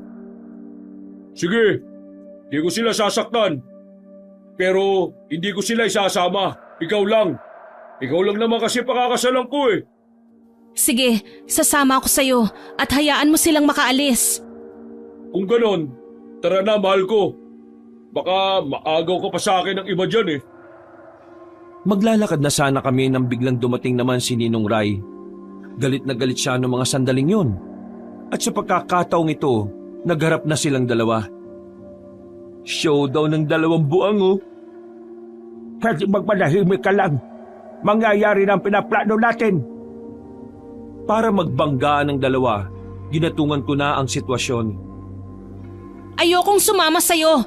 Mas pipiliin ko na lang na sumama dito kaysa sa ninong kong sinungaling at manloloko. Narinig mo sinabi na mahal ko? Ako ang pipiliin niya. Hindi ikaw kasi matanda ka na.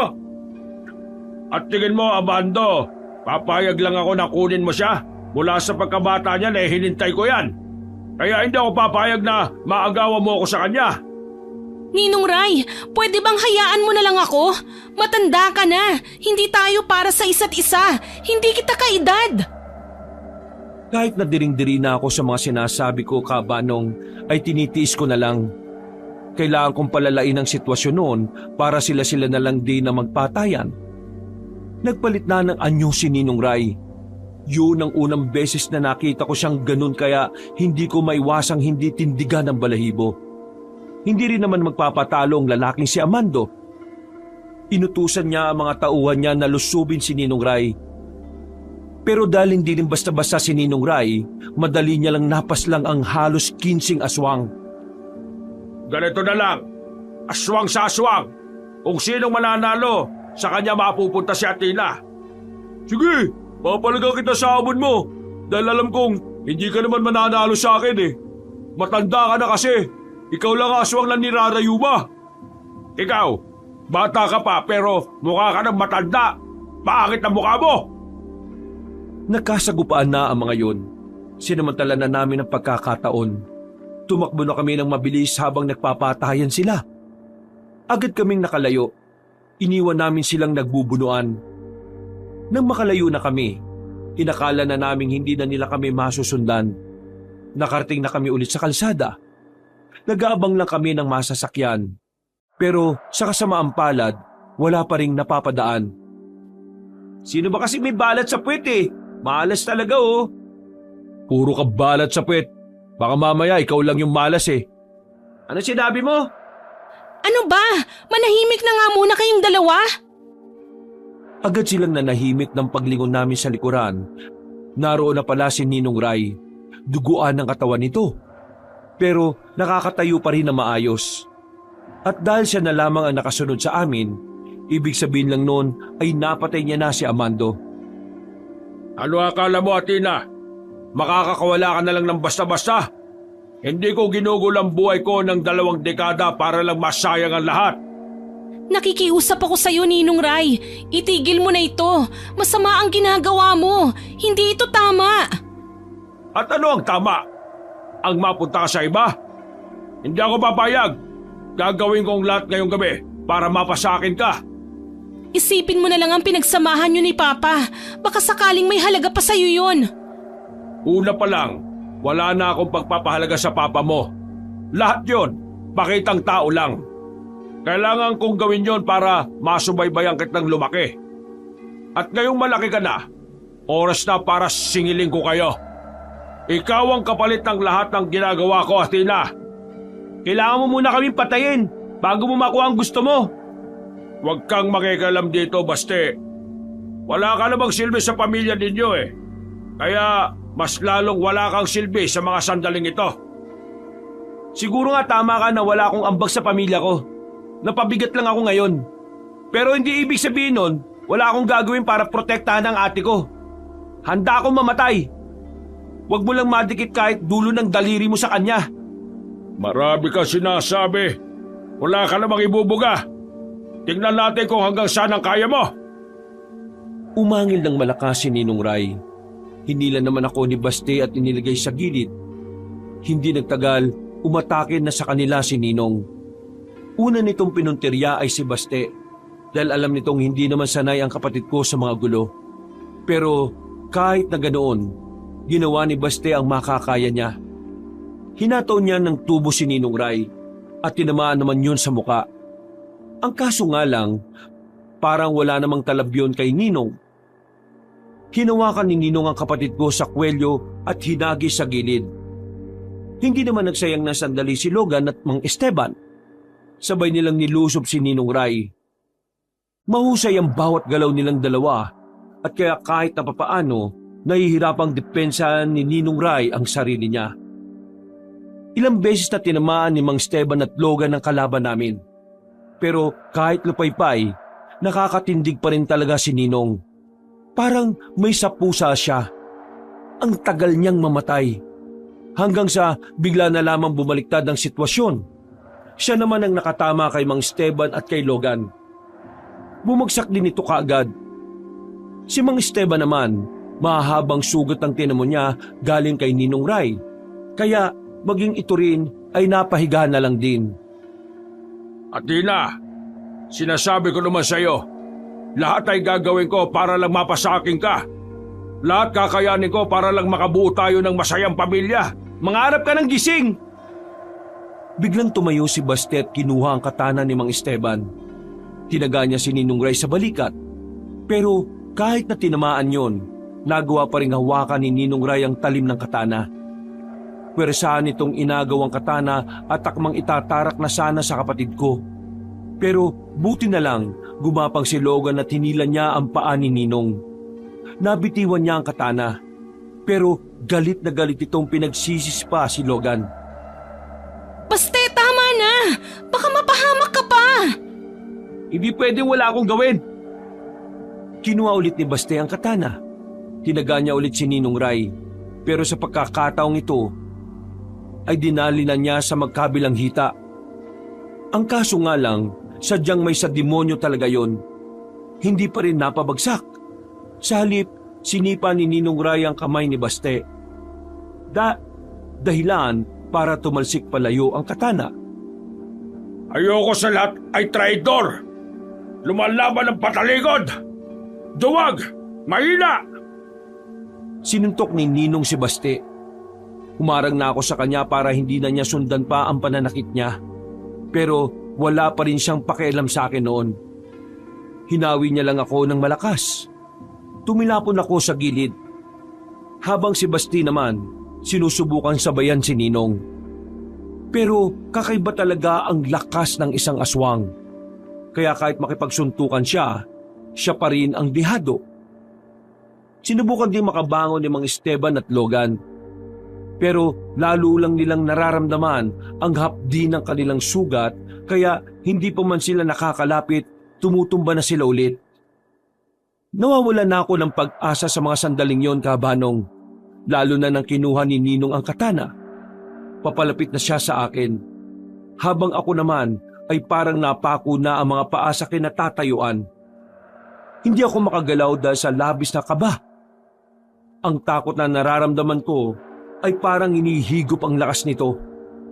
Nanlalambot ang tuhod ko sa ideyang ako na ang isusunod niya. Kung mamamatay lang din naman ako, isasama na kita, Athena, para kahit sa kabilang buhay, magkasama pa rin tayo. Akmang itatarak na niya ang katana sa akin nang biglang lumitaw ang isa pang aswang sa harapan ko.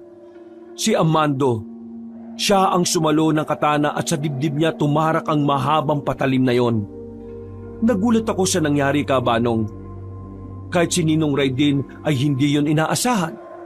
Pero ang mas ikinagulat naming lahat ay ang pagdukot ni Amando sa puso ni Ninong. Walang ano-ano, napatras si Ninong habang hawak ni Amando ang puso niya. Nanlalaki ang mga mata ni Ninong. Magsasalita pa sana ito, pero tuluyan na itong bumagsak at binawian ng buhay. Habang si Amando naman ay bumagsak na rin sa lupa. Nakatarak pa rin ang katana sa dibdib niya. Nakatingin siya sa akin habang sumusuka siya ng dugo. Aking mahal! Aking mahal! Mabuhay ka, aking mahal! Masaya akong ibinuwis ko ang buhay ko. Para sa iyo, aking mahal! Ilang sandali pa ay tuluyan na ring nalagutan ng hininga si Amando, Kabanong. Sa oras na yon, patay na ang dalawang aswang na gusto akong kunin. Pero sa hindi malamang dahilan, bigla akong naawa sa sinapit ni Amando. Hindi ko alam kung normal ba ang makaramdam ng konsensya sa isang nilalang na gustong kumuha sa akin. Pero sa ginawa niya, aminado kong utang ko ang buhay ko sa kanya. Kung hindi niya hinarang ang katana, ako sanang namatay. Agad kong nilapitan ang mga kasama ko. Inuna kong alalayan si Baste na hilong-hilo. Sinunod ko naman ang dalawa. Noong mga sandaling yon, wala akong mahinga ng tulong. Kailangan ko silang dalhin sa ospital noon. Pero maya-maya pa, nakita ko na lang na may mga tricycle na paparating. 3 tricycle yon nang huminto ito sa harapan namin. Dito na namin napagtanto na mga kasamaan pala ni Mang Esteban yon. Agad nila kaming isinakay at dali-daling lumarga patungo sa pagamutan. Naagapan naman ang mga sugat nila. Yun nga lang, hindi rin sila kaagad makabangon. Kinaumagahan habang nasa ospital kami, Nagkaroon na kami ng pagkakataon ni Baste para ipaalam ang nangyari sa mga magulang namin. Kahit sila ay nagulat din at galit na galit kay Ninong Ray. Dahil sa labis na pag-aalala, umalis sila agad ng Maynila at kinabukasan lang sinundo na rin nila kami. Bago kami umalis ng probinsya, sobrang pasasalamat nila Papa at Mama kay Mang Esteban at kay Logan. Sobrang laki din naman talaga ng naitulong nila sa amin. Mang Esteban, Logan, maraming salamat sa lahat ng naitulong nyo sa aming magkapatid. Kung hindi dahil sa inyo, baka nagtagumpay si Ninong Ray sa mga plano niya. Walang anuman, Iha. Ang tanging hangad lang naman namin ay mailayo ang mga tao sa kapahamakan na dulot ng mga aswang. Masaya akong makaligtas ka at ngayon ay makakabalik na rin ang Maynila. Logan, binigay ko na sa iyo number ng ate ko ha. May day lang ka na para mag-load ka na araw-araw. Yan na ang bawi ko sa iyo sa pagiging masungit ko sa iyo. Hindi na nakapagsalita pa si Logan sa sobrang hiya, Kabanong. Hindi na lang din ako kumontra o nag-inarte pa. Hindi rin naman kasi mahirap magustuhan si Logan. Sa lahat ng ipinakita niyang katapangan, masasabi kong una pa lang ay hinanghaan ko na siya. Ganun pa man, kailangan pa rin naming bumalik sa Maynila. At ang bakasyon namin na humantong sa malagim na pangyayari, habang buhay na naming dadalhin pero hindi bilang bangungot, kundi bilang aral na maaari naming magamit habang buhay. Nang makauwi kami ng Maynila, nabalitaan namin na sinunog pala nila ang bangkay ng mga aswang. At mula noon, wala ng aswang ang namataan sa mga barangay sa probinsyang yon. Wakas.